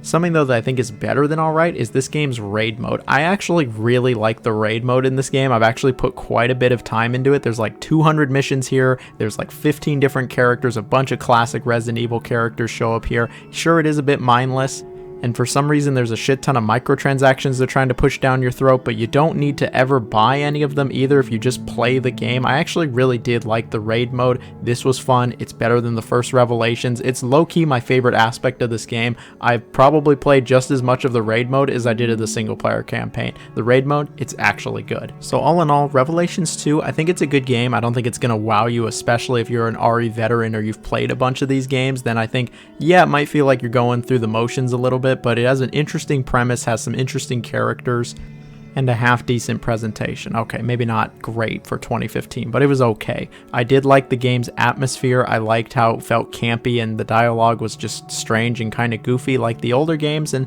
I can appreciate it. It's a good change of pace. But I can confidently say, out of all the cooperative-based Resident Evil games, you know, like 0, 5, 6, etc., I think this is the best one. If you're going to play any of these games cooperatively, I think this is the best one to play cooperatively. Sure, it's not as bombastic or well-known as 5, but I think this is a better game, and I still think it's a good time. And here we have Code Veronica, initially releasing for the Dreamcast in 2000, but has since been re-released on plenty of other platforms. Now, despite not having a number in its name, it very much is a mainline Resident Evil game, and I feel like it's just not talked about anywhere near as much as the numbered titles, which is a real shame, because Code Veronica is still pretty solid. Taking place a couple months after Resident Evil 2 and 3, it's about Claire Redfield and her brother Chris in their efforts to survive a viral outbreak on this remote prison island. And you know, the story, it's actually pretty good in this game, with some good characters, some interesting twists, and really the whole rivalry between Wesker and Chris getting set up here. I actually like the story. Sure, the writing and general dialogue sometimes is really cheesy, hokey, corny, and at times even goofy, but I think for the most part, yeah, the plot and the characters, the story, the ending, it's all pretty solid here, except Steve. Steve, what the fuck, man? What is up with Steve? But we aren't going to sit here for 20 minutes and bitch about Steve. Let's talk about the gameplay. It still very much is a survival horror game in the same nature as Resident Evil 1, 2, and 3. The biggest difference that you'll immediately see is the game does not use pre-rendered backgrounds. Everything is in 3D. Since we're talking 3D, let's talk presentation. I think this game looked great when it came out. It looks good nowadays. It's aged well. There's some nice looking environments in there, and you actually get to see almost all of them since the camera really is no longer fixed. It actually does follow your character for the most part. It is fixed to a degree, but it really does follow your character, and you get better angles than you'd ever get in some of the old games. You still do have tank controls, and I think the controls are fine here, and when it comes to the core gameplay, yeah, it pretty much is the same, you know, as the other ones. You're managing your inventory, you're solving puzzles, you're defeating enemies, and just trying to progress through. I think the combat is more than solid enough. It's just as good as it was in Resident Evil 2 and 3. It feels nice, and it is satisfying when you blow a zombie's head off. There's some new weapons here. They really focus on the bow gun of all things. I don't know, I thought that was a bit strange. And then when it comes to the survival elements, the game is relatively generous with its ammo. It gives you a shit ton of bowgun ammo, but you do get a decent amount of ammo here. If you've played any of the other RE games, I think you're going to be fine. But I have heard people say that this is one of the most challenging RE games. What I think makes this game really challenging is not the combat or the encounters. What makes this game challenging is the puzzles, the backtracking, and just the navigation of this game. You do so much backtracking in this game. It is ridiculous. You'll just be going back and forth, back and forth. You'll find an item. Oh, you know it goes somewhere near the beginning of the game. It looks like you're heading all the way back there to figure out where it goes. It's ridiculous. There's the whole fire extinguisher bullshit that I don't want to get into either. Sometimes it's not entirely clear where items are going to go, or if you'll need them again, even though it seems like they're a one-use item. Use a guide, use a guide. a walkthrough is your friend. This game very much, in my opinion, requires a guide. Otherwise, you're just going to spend an eternity looking around trying to solve these puzzles and figure out where the items go, or you're just going to get lost. It's really easy to get lost in this game. I don't think I've ever gotten as lost in an RE game as I did in Code Veronica. Like, this game, it's tough to navigate. Even with the map, it's tough to navigate. And then, you know, with all the back and forth, maybe you will run out of ammo. My point is you'll be doing a lot of backtracking, and it gets very tedious. It feels like the pacing of this game is all over the place. If you have a guide open and you know exactly where to go at all times, I feel like the pacing is probably pretty solid. But if it's your first time, you know, you're trying to do it even a little blind, oh, you're just going to be lost. It's going to take forever. This game's going to take way longer than it needs to take. And I think you're just going to be more frustrated than anything else. At least the game does give you a shit ton of ink ribbons. Sometimes there are actually checkpoints with the bosses. And the story is intriguing enough, Steve aside, to the point where I do want to see what's going to happen next. But once I'm done with it, oh, I'm never playing this game again. It gets so tedious and it's just not fun for a good portion of it. Now, don't get it twisted. Code Veronica is still a good game. I'm saying it's a good game still. It has plenty of good qualities to it, and it's got some memorable moments of its own. And I can confidently say that if you like old school Resident Evil, you like survival horror games, or have not tried this game, I do recommend it. Just be very aware of what you're getting into here and have a walkthrough ready, because you're gonna just get lost and you'll be exploring forever in this game. And don't get me wrong, part of Resident Evil is getting lost, is figuring out where to go next, but it just gets to a ridiculous degree in this game. With all this in mind though, Code Veronica, it really does need a remake, way more than RE4 ever needed one. Like, this game totally needs a second shot at life. I think maybe you cut down on the backtracking, maybe redo some parts of the story, or just make it more serious, way more serious than this game could ever be. Put it on that fancy RE engine, and I think you have a great game in the making right there. But as it stands, Code Veronica, still a good game. I know a lot of people, it's one of their favorites, and they say it's super underrated, but in my opinion, it's just good, and I like some of the other Resident Evil games some more. Now, before you burn down my house and call me an idiot, please don't. I still haven't gotten my 350 from the Loch Ness Monster. Anyway. And here we have Resident Evil 3 Nemesis, the original game releasing back in '99. Now, over the years, I've heard a number of people kind of give Resident Evil 3 some shit and shade, you know, especially compared to the first two RE games, very similar to the remake. And you know, this game, it doesn't hold up to the first two games, but I still think it is a good game. The story really sees Jill Valentine from the first game trying to get the hell out of Raccoon City. It's about to be blown up, and she's hunted by this unstoppable creature known as the Nemesis. And when it comes to the story and the storytelling, much like the remake, I think it is good here. It is solid. Jill's a pretty good protagonist. Nemesis is a pretty good foil here. I think the story is done a little better in the original. Sure, it's not as bombastic or cinematic, but I think it's just a better story told, and I think the pacing is better than the original game.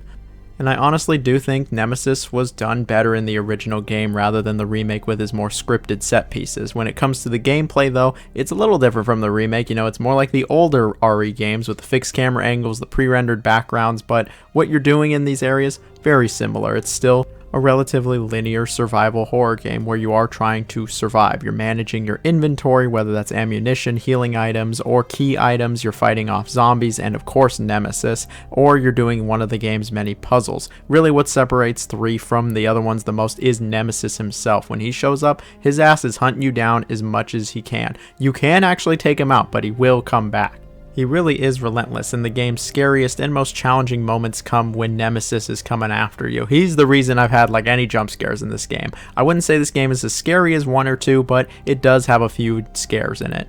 It also feels like you fight a lot of zombies, more than the first 2 games, and with Nemesis always being on your ass, the tension is usually high here. When you're not fighting stuff though, you're solving one of the game's puzzles, or you know, your inventory management. Inventory management is fine here, it's what you've expected. The puzzles are decent too. I wouldn't say they're as great, I guess, as the first 2, but it's still okay.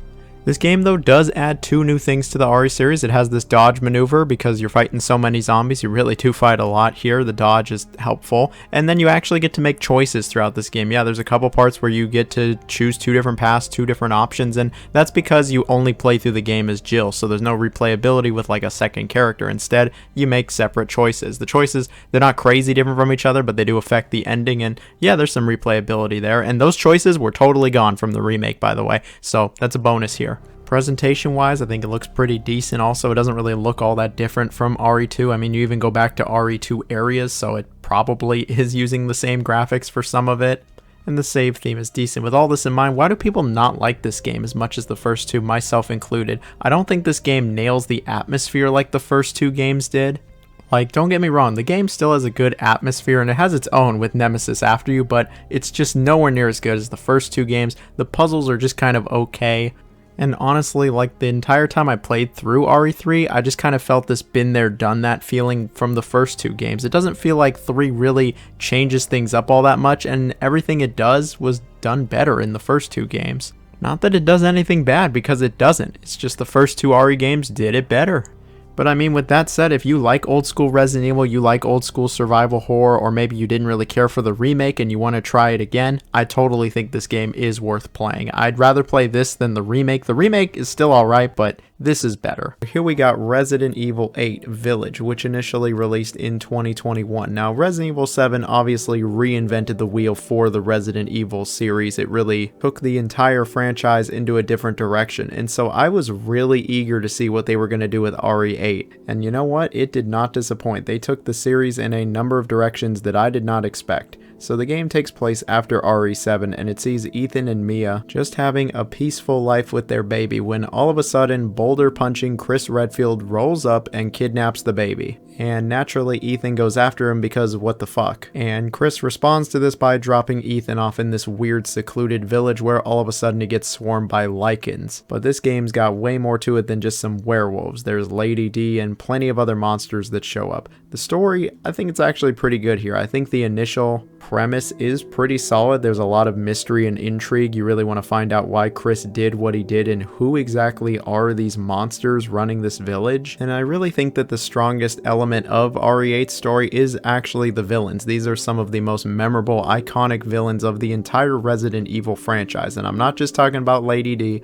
All of them are good in this game. But our giant Dommy Mommy is the best, and the fan favorite for a reason. But in all seriousness, I actually really like the story, world, villains, and characters of RE8. I think it's really strong. When it comes to the gameplay, it plays pretty similar to Resident Evil 7. It is first-person survival horror at its absolute finest, and the game has, surprisingly, a lot of comparisons to Resident Evil 4. It sees you dropped into this village initially, but will see you going to a number of different environments where you can freely explore and try to figure out where you're supposed to go next. The game is nowhere near as linear as, say, the Resident Evil 3 remake, but these aren't big open worlds or anything like that. There's just a little bit of non-linearity here, and there's actually a fair amount of exploration. And oftentimes the game will reward you for exploring with little goodies and resources. Like the other Resident Evil titles, you will have to manage several resources, your health, ammo, etc. But I will say that this game isn't particularly stingy. Of course, along the way you're going to be greeted by numerous monsters that want to rip Ethan's face off, and you're going to have to take them out. When it comes to the gunplay in this game, I think it's pretty decent to good. It doesn't absolutely blow me away or make me feel things that I've never felt before, but a lot of the guns feel satisfying, the enemies react accordingly, and I think that it's pretty good overall. And there's actually a good enemy roster here as well, and there's plenty of epic boss fights. I do want to give a major shout out to the boss fights of RE8. It might be the best part of the entire game.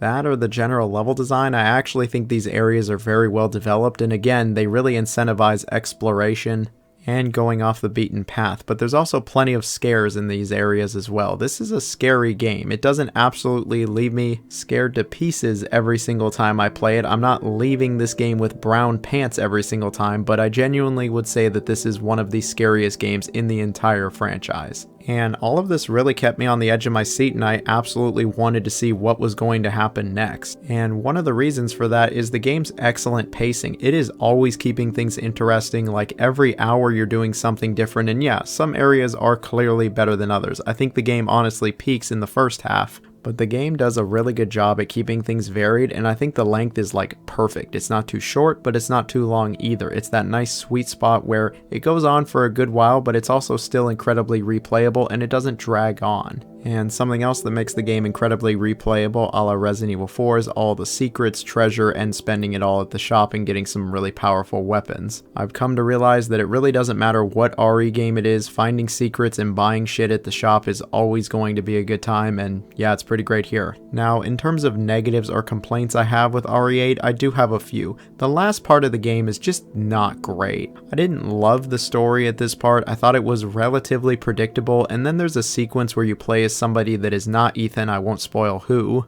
And this, man, I hated this part. It feels so out of place. I wasn't having a good time with it, and I was like, can this part just end? And it feels like it goes on forever. And then the game's ending, I was just kinda about it. And then there was even a DLC follow-up that was supposed to clear things up or add even more, but it didn't really feel like it added all that much, and it was just kind of a waste of time. To the point where I wouldn't even recommend playing the DLC unless you got an edition of the game that already came with it.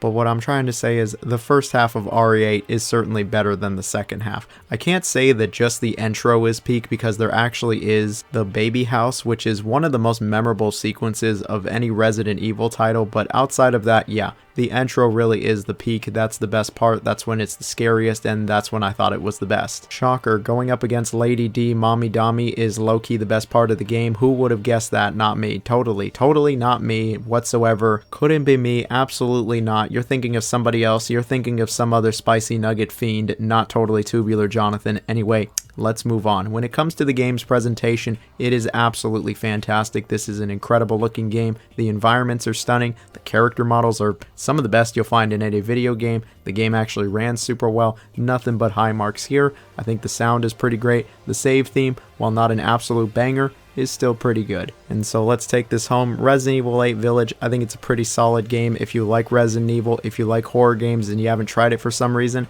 this is one you absolutely should try. It's got plenty of good things to it, and I have no problem recommending it. While it's not my favorite of the modern Resident Evil titles, I still think it's really good, and it provides something different for the series that it has truly not seen before. And so here we have Resident Evil 7. I know it might be a little bit of a hot take to have this above Village, but I just think that 7's a little bit better. Now, Resident Evil 7, it really did kind of reinvent the wheel, and it went back to what made Resident Evil so popular to begin with after 6 was so different from what people expected from Resident Evil. 7 in a lot of ways felt like a reboot to Resident Evil, and it was the kick in the ass that the series absolutely needed, and it was thanks to this game that we have the modern revival of RE games. It felt like a reboot also in the story. The game does not have Chris or Leon as the main character, or Jill, or anyone you've seen before. It is this new character, Ethan. His wife passed away long ago, but he mysteriously receives a letter from her telling him to come to this house in the middle of like Louisiana in the bayous. And so he goes out into the swamps, and you know what? Mia's actually out there, but you know who else is out there? The Baker family. This crazy redneck family that is trying to kill you, mess with you, whatever it is, and it's up to Ethan to just find Mia and get the hell out of there. Now, I think the story to this game is actually pretty superb. Now, Ethan himself, don't get me wrong, he's not really that great. He doesn't really have a personality, and it's clearly supposed to be kind of more of an extension of the player. I mean, yeah, he does have a little bit of a personality and character growth, but it's nowhere near as much as, say, any other RE character. He was pretty whatever, but the rest of the story, I think it's all so good. Like, this game has so many iconic, memorable, awesome moments I can still recall nowadays just thanks to how great they were. I think that the setting is absolutely amazing. Like, it is so different and unique from like any other horror game at the time. The atmosphere is really superb. Like, you really feel it when you're going through this game. Even nowadays, I'm just like, damn, that atmosphere was just so good. It hits so different. The Baker family they're just amazing. I love the Baker family. They're one of the best villains in any RE game. Like, the Baker family is just great. But it really was the atmosphere where I think this game absolutely killed it, and it allows this game to be, in my opinion, the scariest of all the Resident Evil games. Like, don't get me wrong, a lot of the Resident Evil games are scary, but I don't think any of the Resident Evil games have scared me as much as RE7. Like, this game absolutely just scared the shit out of me so many times, and it absolutely kept me on the edge of my seat, and I wanted to see what would happen next. When it comes to the gameplay, it was obviously very different from RE6 and RE5. The game was a bit more traditional, but it was also in first person, which was new. So yeah, it's in first person. The game feels a lot slower, a bit heavier, maybe even a bit clunkier compared to some of the other RE games. Very deliberate, of course. They want you to really feel the impact of everything and the weight of everything.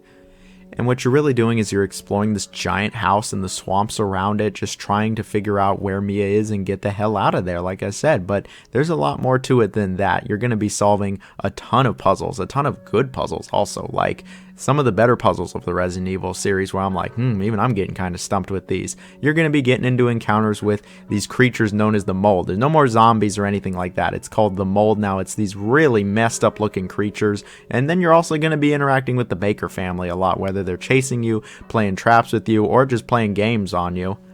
A lot of this game has you interacting with the Baker family, and all of these interactions are all great. I think that the boss fights are also pretty great. I mean, like, they're not amazing boss fights, it's that they're more memorable and have iconic moments to them rather than being, solid fights.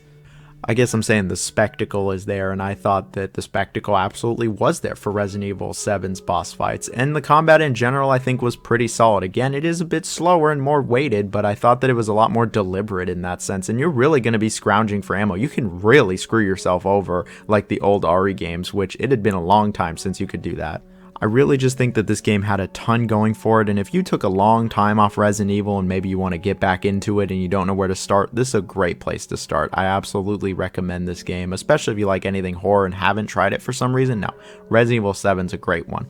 And so here we have the one that started it all, the original Resident Evil and its remake, originally coming out on the PlayStation in '96, but it would get the remake treatment for the GameCube in 2002 and subsequent re-releases. While I have split the remakes from the original games for 2, 3, and 4, with Resident Evil 1, it's much more of a one-to-one remake rather than changing or tweaking or even taking things out like the other remakes. And I'll be real, the remake of Resident Evil 1 basically makes the original obsolete. If you are going to play the original game at all, you're going to want to play the remake. So while Resident Evil 1 didn't create the survival horror genre and wasn't the first survival horror game, we had Sweet Home and Alone in the Dark beforehand, it was Resident Evil that really put survival horror on the map. It really became the face of horror, and Resident Evil still very much is the face of survival horror these days. They really took the somewhat established formula, put a fresh spin on it, put at the time a big budget behind it, and yeah, we had Resident Evil. So the original Resident Evil is about an elite task force known as STARS, who are basically sent into this mansion to investigate a series of strange murders, only to find out that it's actually infested with zombies and other monsters.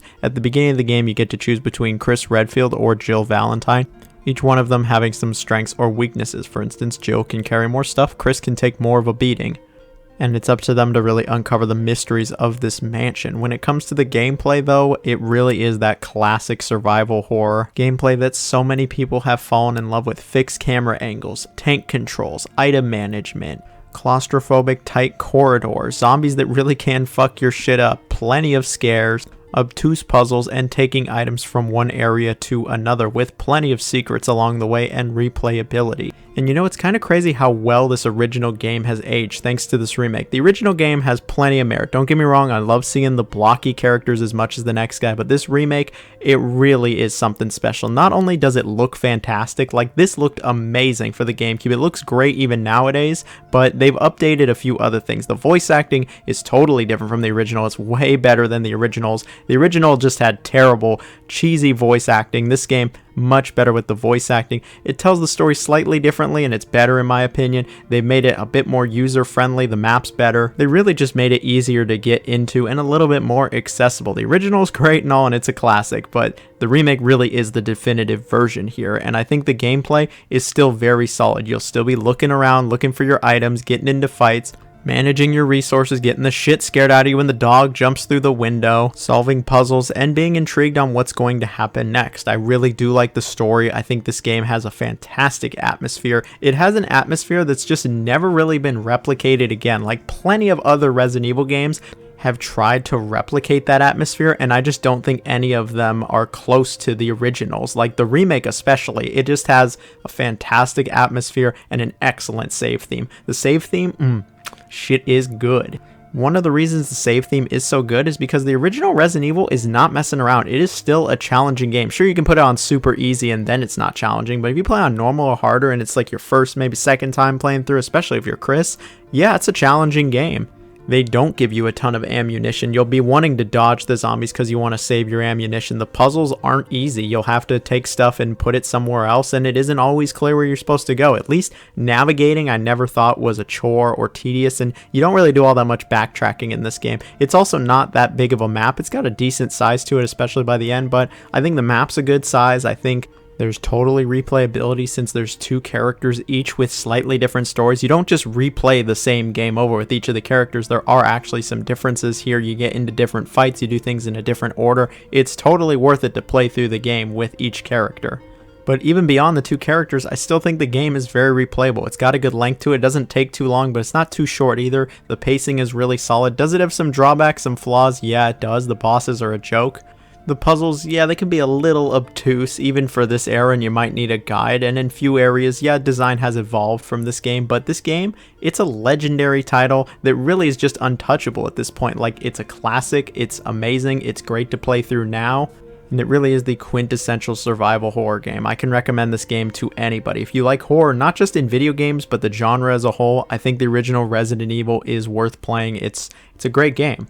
Especially the remake. Like, shit, man, I love the remake of this game. It's one of the best remakes of any video game ever. We do not need a remake of this remake because the original game's remake, it absolutely stands up. If I say remake one more time, I'm gonna fucking explode. So let's just move on to the next game. Go play the original RE. The remake that is, shit. What the fuck?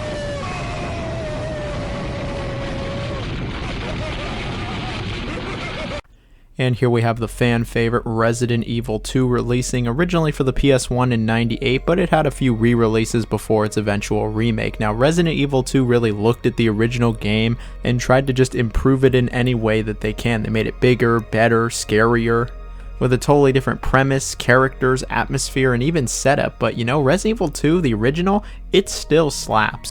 And you know, it's great to come back to the original and just see how well it actually holds up nowadays. Of course, we got the fancy, shiny new remake that is fantastic as well, but the original game is still no slouch, and I think it is still worth playing nowadays, especially if you like classic RE or survival horror, or maybe you want to see the game that, you know, made the remake, basically. I remember getting this game way back on the GameCube actually. I did have a bit of a Resident Evil GameCube phase where I got all the games on GameCube, and I remember just popping this game in and getting scared shitless by it. When it comes to the premise, it takes place after the original game, and it's about two new characters, Leon Kennedy, a cop on his very first day on the job, and Claire Redfield. And you know, both of them have their own narratives, but they come together and really, they're just trying to get the hell out of Raccoon City as zombies take it over. And I really do enjoy the story here. It's not the most complex, especially compared to later RE games, but yeah, I really do like the story here. I like the characters, very legendary characters. I mean, that guy Leon Kennedy, I think he's in a couple other RE games. Maybe I got him confused with that James Sunderland guy, I don't know. But the story is pretty solid here, the characters are great. The dialogue in the original RE2, yeah, it is hokey, it's cheesy, the voice acting is not amazing, but I still think this game is good, and it still does have a solid enough atmosphere to it. In fact, I would say the atmosphere of the original RE2 is one of the game's best aspects. I really enjoyed it. I really enjoyed the sense of dread and just the vibes you'd get from the original RE2's atmosphere. Remake 2 has a great atmosphere also, but it's a little different from the original. And one of the reasons is the presentation. The new game obviously looks fantastic. This original game was not messing around when it came out either. It looked very good for the time, and I really do enjoy the pre-rendered backgrounds. But when it comes to that gameplay, they really tried to expand on the original game. They tried to make it bigger, more robust, add more to it, etc., etc. But it's the classic survival horror loop, you know, and if you don't love it by this point, you're gonna love it. Where you really are exploring around looking for keys and other items to progress, and along the way you'll face plenty of resistance, whether it's zombies or other monsters that really want to take a bite out of you and turn you into a snack. You'll be fighting plenty of creatures in this game, and you'll be solving other puzzles, all on top of managing your resources and items in general. And it all comes together in a fantastic way. Something that I think is really great about RE2 is the level design. Whether it's the police station, the sewers, or the labs, I think the level design is really solid and it's aged incredibly well, and it really does encourage a sense of exploration. I really like the exploration here. It's engaging, and above all else, it's fun and exciting, and there's plenty of monsters trying to stop you along the way. The combat is fine in this game. It's really the same as the first game, the original first game. The controls are fine. It is tank controls. Takes a little bit of time to get used to, but you'll be fine soon enough. But some enemies, like the lickers in this game, can really mess your shit up, where they're just jumping all over and you're kind of fumbling the controls, just trying to take them out before they just really wreck you. I remember the first time I played this game, they scared the shit out of me. I was pissing, crying, coming, shitting, you name it. This game was fucking scary, man. Nowadays, obviously, I don't think it's as scary. I still do think RE7 is the scariest in the franchise, but this game is still not messing around. This game still has a good edge to it. It still has some challenge. It's not stupidly difficult, but they don't give you like way too much ammo either. I think they do find a nice balance here, especially for playthrough A. Playthrough P, they're really not messing around. See, this game, you know, it has two characters, Claire and Leon, and you can play through each of their storylines and you get slightly different stuff. And I will say it is actually a bit different to how the RE2 remake handles Leon and Claire's playthrough A and B. It is different here. And while I do prefer how the remake handles the different playthroughs, I think it is still really cool here. It still adds to the replayability. And this is a game you might want to replay because it's actually a really solid time. I really don't have many complaints with this game. You know, the puzzles, I don't think they're crazy obtuse like some of the first game's puzzles. I think they're pretty easy to understand here. I think the encounters are good. The boss fights are still kind of a joke. I mean, that's just kind of Resident Evil in general, but the game is still scary. It has a good atmosphere, a solid enough story, good characters.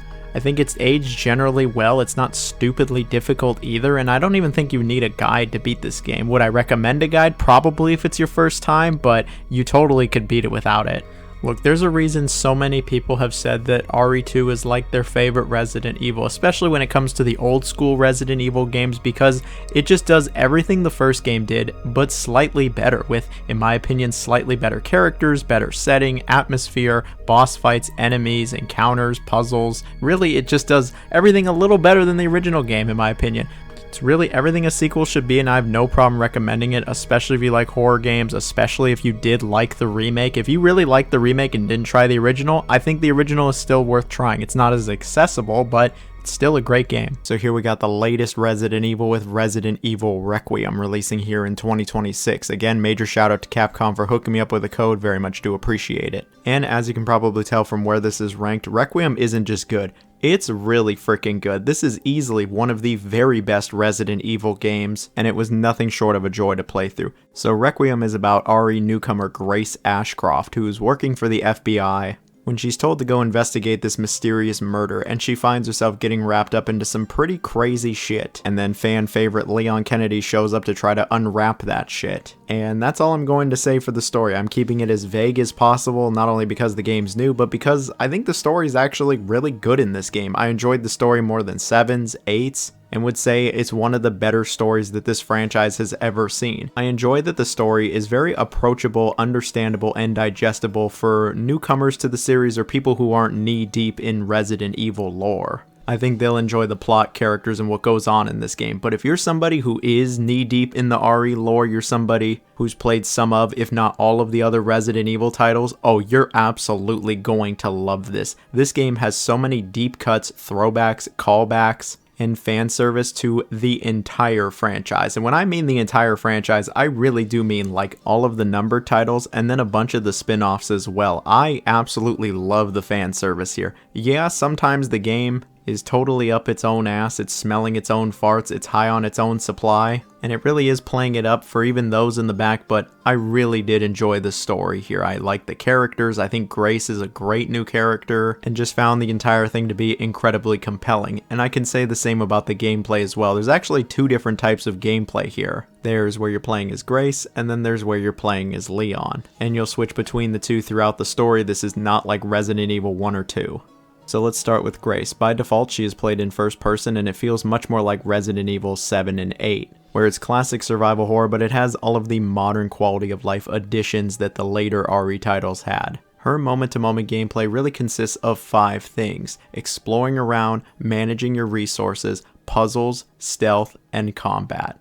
Like most RE titles, you're given a small area to explore around, and you're going to be collecting items, using them with other items, interacting with the environment, and solving plenty of puzzles in order to continue. And I gotta say, this game has a very good sense of exploration. It rewards you from exploring the nook and crannies, for going off the beaten path, and just generally having a keen eye. Now, it is a survival horror game. There's gotta be some survival elements here. You absolutely will be managing your inventory and resources here, more so than even what RE7 and 8 did. You'll do plenty of crafting, and you'll be frequently running out of space for new items. But I think this game's survival elements are actually very good, and I never found myself totally screwed.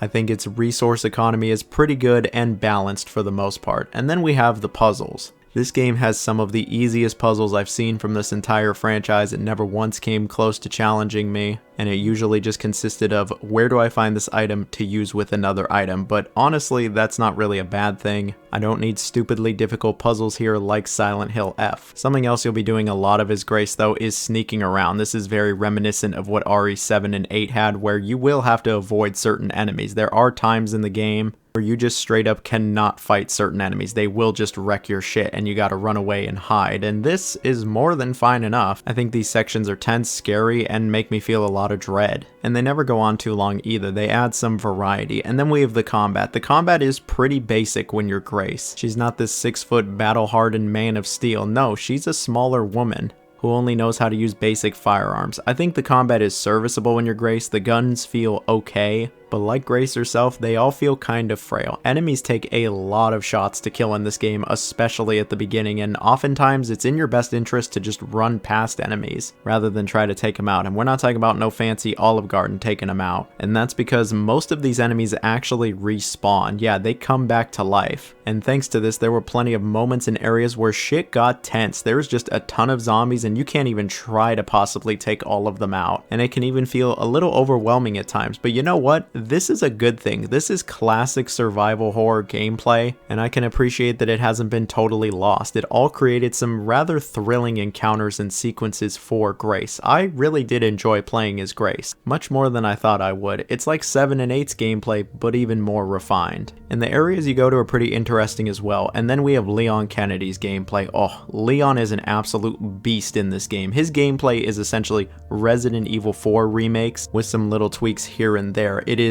action horror as opposed to survival horror. Leon has access to several different firearms and he handles them all like a king. You absolutely fuck shit up in this game. Despite being in his 40s, Leon is still doing all sorts of crazy shit. Roundhouse kicking grannies and now going nuts with this axe. The axe is a new weapon and new mechanic to this. Instead of there being all of the knives with durability, you just have this one axe and you can repair its durability by sharpening it. You can counter enemies just like the remake and also do some sweet executions. The axe is a great addition and a whole lot of fun to use. Leon's combat is just amazing. It really is the sandbox from RE4 Remake and I loved every second of it. It was just as much fun as it was in Remake. This really is not only some of the best combat of the entire Resident Evil franchise, but some of the best I've ever seen in a video game. All of the guns feel amazing, there's a good enemy roster, and it all stays incredibly engaging throughout. While there is some survival elements here and you do have to manage your resources, for the most part, I had more than enough resources as Leon, way more than I had as Grace. I was never even close to running out of ammo.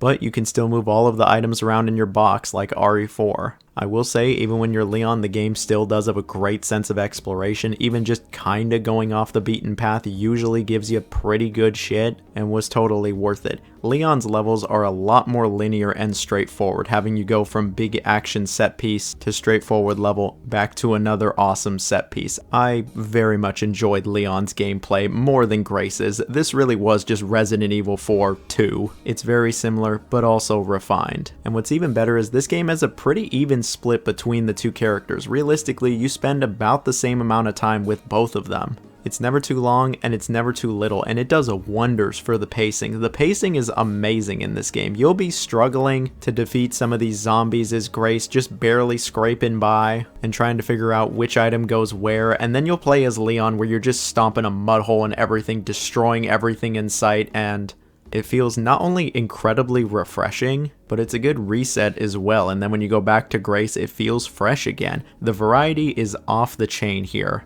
It's some of the best I've ever seen in an RE game. I was a bit skeptical between two pretty different gameplay styles in the same game, but you know what? It absolutely works, and it really is the best of both worlds. We got the best of 7 and 8 and the best of 2, 3, and 4. And then to top it all off, this game has some killer set pieces and moments. This game has so many incredible, amazing, unforgettable moments to it that will live rent-free in my head for many years to come. There were plenty of holy shit moments, and I was genuinely completely caught off guard, and I loved every second of it. I really did love just about everything when it comes to this campaign. There's really not much to complain about here. I feel like there's something for every type of fan of horror. Old school and new school. It's all pretty great. I will say the game doesn't exactly innovate on the RE formula. It doesn't come up with a bunch of new, fresh ideas. It very much is a bit of a retread of prior RE games as opposed to 7, 8, and 4 Remake really moving the series forward. But I absolutely love my time with this, and the presentation is amazing. This is a beautiful game that looks absolutely incredible. The character models look great, the environments are stunning, the lighting is excellent, the voice acting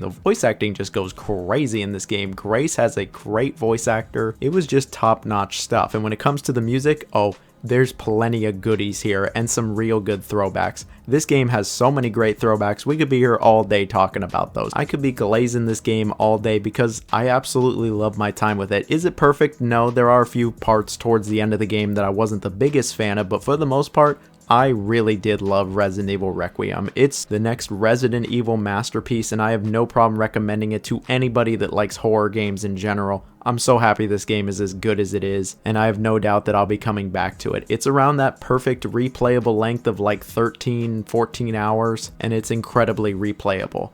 Go play this one. I think it's absolutely worth it. And here we have the original Resident Evil 4, originally releasing for the GameCube in 2005 and then being ported to basically every console to ever exist, including the Zeebo. Now, Resident Evil 4 really doesn't need an introduction, especially with the remake out, but it's easy to forget just how much of a beast the original RE4 was. I got this game on the GameCube a few years after it came out. It was my very first Resident Evil game, and I remember when I played it, this game just blew me away. It absolutely blew me away. I couldn't play anything else for like a week. It scared the shit out of me, but man, I was so excited just to play more of it, and when I beat it, the first thing I did, I played through it again. Like, call it my nostalgia, but RE4 is one of my favorite games of all time. It's like my favorite GameCube game of all time. I love Resident Evil 4 just so much. And I think the game has aged marvelously. One thing I will mention is the controls do take a little bit of time to get used to. They are a little weird on a modern controller. What made sense on a GameCube controller or a Wii Remote and Nunchuck might not make the most sense here, but just give it a little bit of time. You'll get used to it just fine. Unlike the remake, they actually start you out with the laser sight. Now when it comes to the story, it's about our man Leon being sent into Spain to go rescue the US president's daughter Ashley, who's been kidnapped by a religious cult.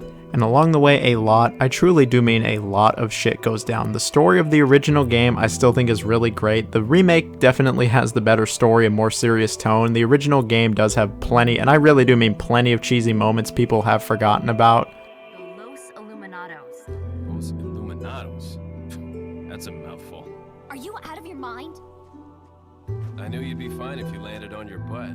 No thanks, bro. But I still really do enjoy the story of the original. The characters, Leon's great. Ashley, yeah, she's a bit annoying in the original, but she's cool too. The villains are good. I think the story's great. The setting is very solid. The atmosphere is really unmatched. Well, besides the remake, the atmosphere is just expertly well done, and I really liked how tense this game constantly felt, especially by like the second half. This game really starts to feel tense once you get to the castle. The pacing is also really good. The pacing, that's one thing I'll give the remake. The pacing's a little better there, but the pacing is very good here.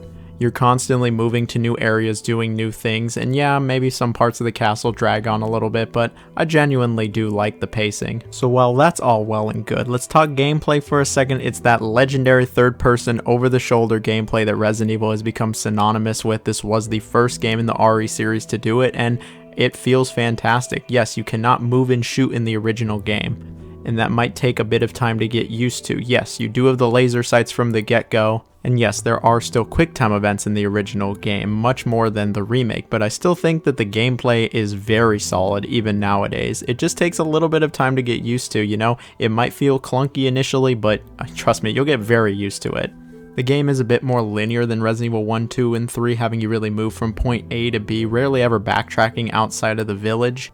And sees Leon, you know, trying to find and protect Ashley. Along the way, you'll fight plenty, and I really do mean plenty of enemies. You'll fight so many people in this game that it can feel endless at times. And there's tons of monsters, there's boss fights. Yeah, there's a lot of stuff you'll be fighting in this game. So you'll be fighting people. There's some puzzles to solve. There's not a lot of puzzles in this game. There's very few, and they're not anywhere near as complicated as previous games. And the color test can still go fuck itself because it's not inclusive to us colorblind folk, but yeah, there's puzzles here. They're fine for what it is. You'll be doing some item management. This game did introduce the box where you gotta move stuff around so you can fit everything in your box. This basically is a game in itself, and it's actually fun. I know, who would have thought a game where you sit in the menu moving your items around is actually fun. Starfield should take some notes. But along with this, Resident Evil 4 has a ton of set pieces to it. They create a number of interesting scenarios where Leon is just fighting seemingly everybody in the whole freaking country, and it's constantly keeping you on your toes and keeping things interesting. On top of that, the game has plenty of scares. I've heard plenty of people say the game is not scary, but man, I'll always argue Resident Evil 4 is a scary game. The first time I got my head chopped off with the chainsaw, that was pretty terrifying.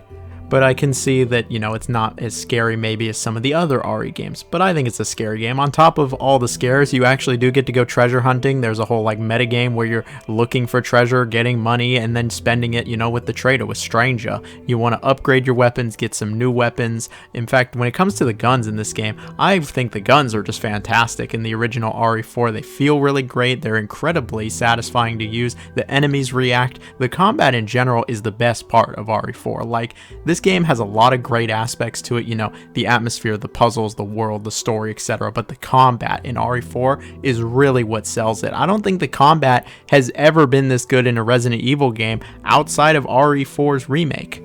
Like, don't get it twisted, plenty of other RE games have great combat, really satisfying gunplay, but RE4's, oh, it is just so good, and it always keeps things interesting with new enemy types, new variants, new scenarios. They really just keep things interesting, and it feels varied, and it doesn't really matter which playthrough I'm on, the game's always putting up something new, it feels like.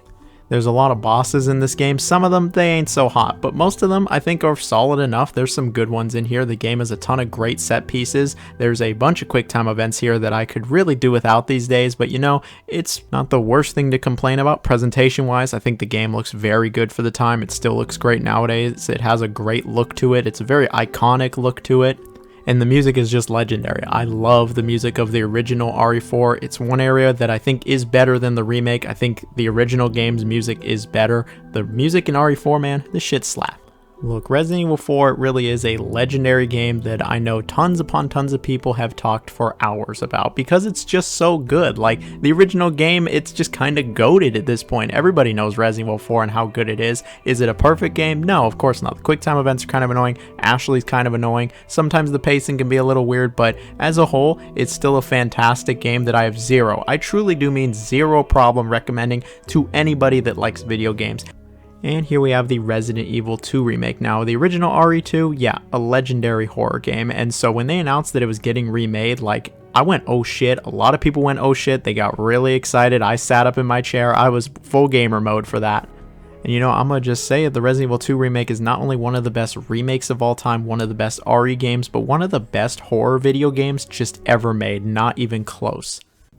For the one person who doesn't know, the game takes place after Resident Evil 1 and the zombie virus has totally just ravaged Raccoon City. There are zombies everywhere. The game stars Leon Kennedy and Claire Redfield, both with their own stories and narratives, but really in the end, it's about both of them just trying to get the hell out of the city and as far away as possible. The story of Resident Evil 2 still absolutely holds up. This was before the series got like way too complicated and silly and goofy with its story. It was still pretty bite-sized and manageable here, and it still absolutely holds up. Like, I think it is a great story. The characters are great. The way they interact with each other is great. The villains are good. I have nothing but praise for the story and the characters too. I thought Leon and Claire were great. Claire in particular, I really liked her. Nothing but praise there. Same goes for the presentation. Game looks absolutely phenomenal. It looked mind-blowing when it came out. Even nowadays, game still looks amazing. Like, nothing but high praise there. And the music is also pretty solid here. Now, the actual gameplay, it is a very, and I mean very faithful recreation of Resident Evil 2, just with modern sensibilities, a much better map system, and the game is from a third-person perspective.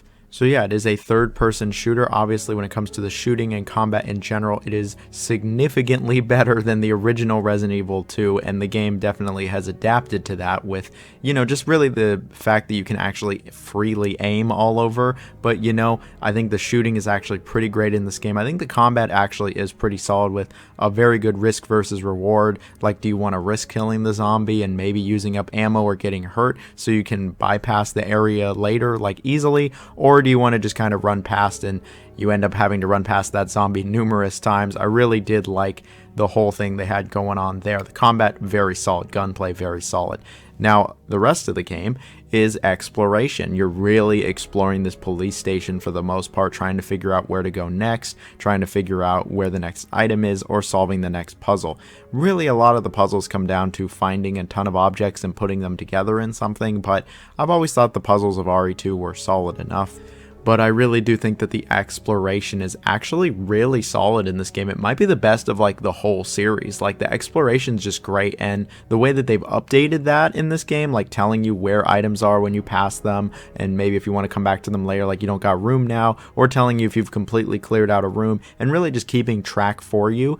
That's great. I really appreciate it, and it makes this game a lot easier to digest and a lot easier to really just play and explore. And I just thought it was incredibly rewarding, whether you're Claire, whether you're Leon, whether you're on playthrough 1, playthrough 2, playthrough 5, it does not matter. The game is still incredibly rewarding with its exploration and puzzle solving. I thought that part was great. The pacing is really great in this game. Like, you're almost always doing something different almost every hour. Yeah, you know, there's a couple things obviously you're doing throughout, getting into combat, solving puzzles, collecting items, all that is there. But when it comes to the environment, when it comes to what exactly you're doing, yeah, things get mixed up quite a bit. They throw some curveballs in there, like some boss fights or when you go in the sewer, and you know, I think these are fine enough. I think they're more about the spectacle also, but I think they were more than fine enough, and I really just wanted to see what was going to happen next, even though I already kind of knew. But the pacing was superb. I thought the horror was actually great. This game has an incredible atmosphere, just like RE7. It's different from RE7, but I still think the atmosphere was very well done. The game scared me numerous times, and the game had me tense throughout, especially that B playthrough where Mr. X is just after you the whole time. Like, Mr. X in particular just goes so hard in this game. Like, in the original game, I remember him, but I don't really remember all that much about him. Here, I'm just like, holy shit, Mr. X is going to fuck my shit up, and I'm going to die. Mr. X is just so well done in this game, like, truly amazing. Like, this is what Nemesis should have been, but you know what, that's conversation for a different day. I have nothing but high praise for this entire game, honestly. It is one of the very best horror games for a reason. I have no problem recommending this game if you just like video games in general. Even if you're not a horror guy or horror gal or horror whatever you identify as, just check out this game. Do yourself a favor and play the Resident Evil 2 remake. I don't think you'll regret it because it's just a great time. And here we have it, the Resident Evil 4 remake, releasing in 2023. I believe this to be not only the best of the entire Resident Evil series, but arguably the best game Capcom has ever made. Like, this game is just unbelievably good. I love the original Resident Evil 4 to pieces. It's one of my favorite games of all time, so when I saw that they were remaking it, I was a bit skeptical, I'm not gonna lie. I was like, the original is still fantastic. It's timeless. Do they really need to remake it? But after playing through the remake and letting some time sit with it, oh yeah, it's not even close. This is just delightful. No exaggeration, this is truly one of the greatest video games ever made. I'm not trying to be hyperbolic, but I absolutely love the shit out of this game. They absolutely understood the assignment and somehow made the original game even better. They brought it to a modern era, they updated the controls, added a few new areas, tweaked some things here and there, and what you have is a certified masterpiece. When it comes to this game's story, setting, characters, etc., it's pretty much the same as the original. It sees Leon going to Spain to go rescue the president's daughter, and a whole lot of shit goes down, even more than the original. Something you'll immediately notice about the remake is that it takes itself a lot more serious than the original game. The original game had plenty of serious moments, but it also had some goofy moments too. This game, yeah, it's serious pretty much the entire time, and you know, that's okay with me. I'm fine with the game taking itself a lot more serious if it actually does a good job at taking itself seriously, and you know what? It does a pretty good job.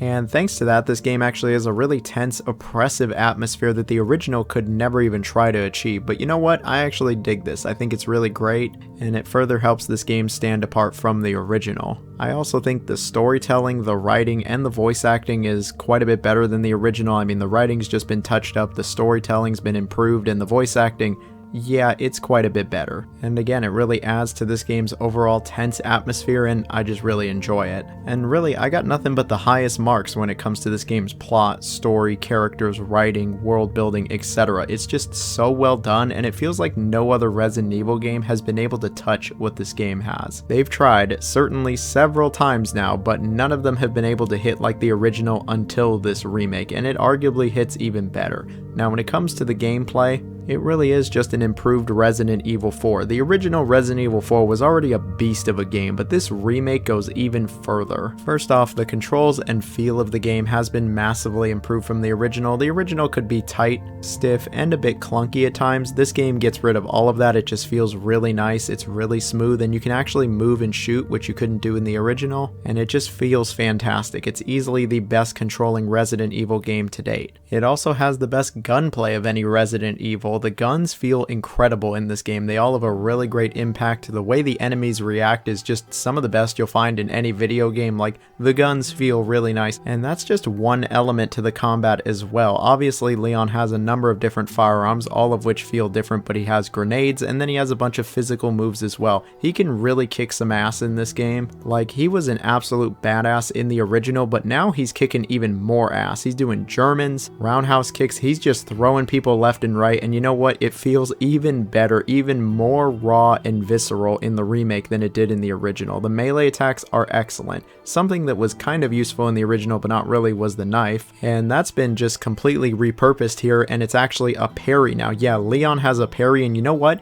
This is one of the best parries of any video game. You can parry just about everything in this game, and it feels absolutely incredible. No other game has gotten a parry to feel like this, and you can do some absolutely ridiculous shit with the parry, like blocking the chainsaw attack, but it will drain the knife's durability. Yeah, you actually have to worry about knife durability here. You can be knifeless and shit out of luck, and trust me, it's no fun. You really want to use the knife here. And all of this really leads to the combat just being this massive sandbox that you can play in. There's so many different ways to approach every single encounter, and these encounters are all meticulously laid out, and it just feels like you have so many different options. You had a lot of options in the original, but now you have even more options. And what's great is they all feel great, and they're all very viable options. There are plenty of times where you can actually be kind of stealthy and get away with it as well. Or you can just run in guns blazing, you want to shoot everything with the red 9, go ahead. The gun still feels absolutely amazing. There's even a few new guns here, and they're excellent as well. I feel like I could just pop off forever about Resident Evil 4 Remake's combat. It just never got old. It is so much fun. It's up there with like Doom Eternal as some of the best combat you'll find of any modern video game. It looks, it plays, and it feels exceptional. Popping off headshots never felt so good. Doing those big roundhouse kicks, they never felt this good.